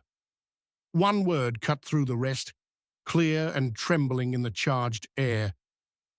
Run! The bark beneath his palm pulsed again, hotter, and the forest seemed to lean in, pressing him against the ridge as if to remind him that leaving might already be too late. He tore his hands away, stumbling down the slope, eyes fixed on the steaming, clawed oak. The sobs faded into the distance, lingering in the grooves and fissures, leaving the forest unnervingly silent behind him. But the image of the marks, the heat, the whispers, they stayed with him, embedded, alive, and somewhere deep in the pulse of that massive tree, the ridge continued to watch, patient, relentless, and waiting for the moment he would step too close again. The ridge had grown quiet, the storm a distant memory, but the air felt heavier than ever. Even the sun, peeking through breaks in the clouds, seemed muted, filtered through a haze of tension that pressed against his skin. Every step toward the oak was cautious, hesitant, as if the forest itself could sense his intentions and respond. He wasn't sure he wanted to see what might be waiting, yet some compulsion drove him forward, a mixture of fear and fascination that had grown insistent overnight. His gear, packed meticulously for storm monitoring, began to behave strangely. The radio, which had been silent since he arrived, crackled faintly, static hissing between channels with no signal source. Words shimmered through the interference, indistinct at first, like whispers carried on the wind. He froze, straining to understand, but the voices weren't coming from anywhere he could locate. They rose and fell like breath, intimate, urgent, impossible. The whispers grew clearer, threading through the static, shaping themselves into fractured syllables. He could just make out a word. Run. The voice was human, faintly feminine, distorted by the crackle of the radio, but undeniably urgent. His pulse quickened. He glanced around the ridge. No one was there. Nothing was moving, except for the faintest shimmer in the grain of the oak. He stepped closer. The trunk pulsed faintly, the light dim but persistent, tracing veins along the surface of the bark. It was subtle now, almost shy, but the warmth radiated in waves he could feel through the soles of his boots. The whispers rose in tandem, rising and falling like breath against his ear. The words weren't complete sentences, just fragmented pleas. Don't stay before it. The meaning was clear enough, though the rest was lost in static and the rustle of unseen leaves. Then the ground shook, not violently, but enough to make his knees buckle. A heavy thump reverberated behind him, solid and deliberate, like something enormous striking the earth. It was too low, too grounded to be thunder. He spun around, eyes wide, heart hammering in his chest. The ridge was empty. Nothing moved except for the mist curling between trunks, the faint vibration of the soil beneath him. Yet the sound had weight, substance, as though whatever had made it had mass and intent. He turned back to the oak, drawn irresistibly. The grain seemed alive now, shifting imperceptibly, weaving patterns that had not been there moments before. Tiny fissures opened, then closed, like the bark was breathing, flexing, responding to him. The warmth returned under his fingertips, subtle at first, then insistent, pulsing like a heartbeat that belonged neither to him nor to the tree. Every nerve ending tingled with the sensation. The whispers grew more frantic, layering over one another in a chorus of warnings.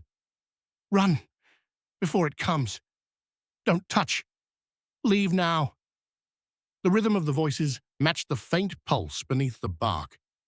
The thump of unseen footsteps behind him, and the shallow rise and fall of his own heartbeat. He staggered back, suddenly dizzy, the forest bending in a way that felt unnatural, deliberate, alive. The ridge was no longer a landscape. It was a presence, conscious, aware, and undeniably malevolent. The thumping continued, methodical now, a slow drum echoing through the roots and soil, impossible to locate precisely. He realized with a jolt that it was tracking him, responding to every step he took. Panic clawed at his chest. The whispers intensified, now overlapping with a faint echo of the sobs he had heard from the oak before. They were faint, fractured, coming from the grain itself, rising and falling like someone trapped beneath the bark, begging him to heed their warning. Every rational thought fled. He tried to move, to retreat, but the ridge seemed to stretch, elongating the distance between him and his truck. Each step forward felt heavier, the soil beneath him sticky, resisting. The oak pulsed with an unnatural rhythm now, the warmth under his palms almost unbearable, vibrating with a life of its own. The whispers melded into a chorus of pleading voices, and for a moment he thought the tree was speaking directly to him, the grain bending toward his consciousness, embedding itself into his mind. Then the pulsing stopped. Silence slammed into him, thicker and more oppressive than ever. The thumps had vanished, the whispers stilled, and the forest seemed to settle, waiting. He was left with the residual warmth of the oak, the faint metallic tang in the air, and the overwhelming certainty that something had observed him, studied him, and was patient, waiting for the next opportunity. He stumbled back to his tent, hands shaking, trying to gather his equipment. The radio crackled one last time, the faint voice whispering, "Run." The word lingered in his mind, long after the signal went dead, an echo more lasting than any physical threat. Outside, the ridge remained still, beautiful, in its morning light, but every shadow and every whisper of wind reminded him that the forest itself was not passive. It remembered. It waited. Even as he climbed back into the truck and started the engine, the images of the oak, the claw marks, the warmth, and the whispers remained seared into his mind. He drove slowly down the ridge, unable to shake the feeling that he was being watched, that the pulse of the forest and the heartbeat of the oak followed him in ways he could not measure. The ridge never slept, and he knew deep down that the oak and the forest would not allow him to forget what he had seen, what he had heard, what had chosen him as witness.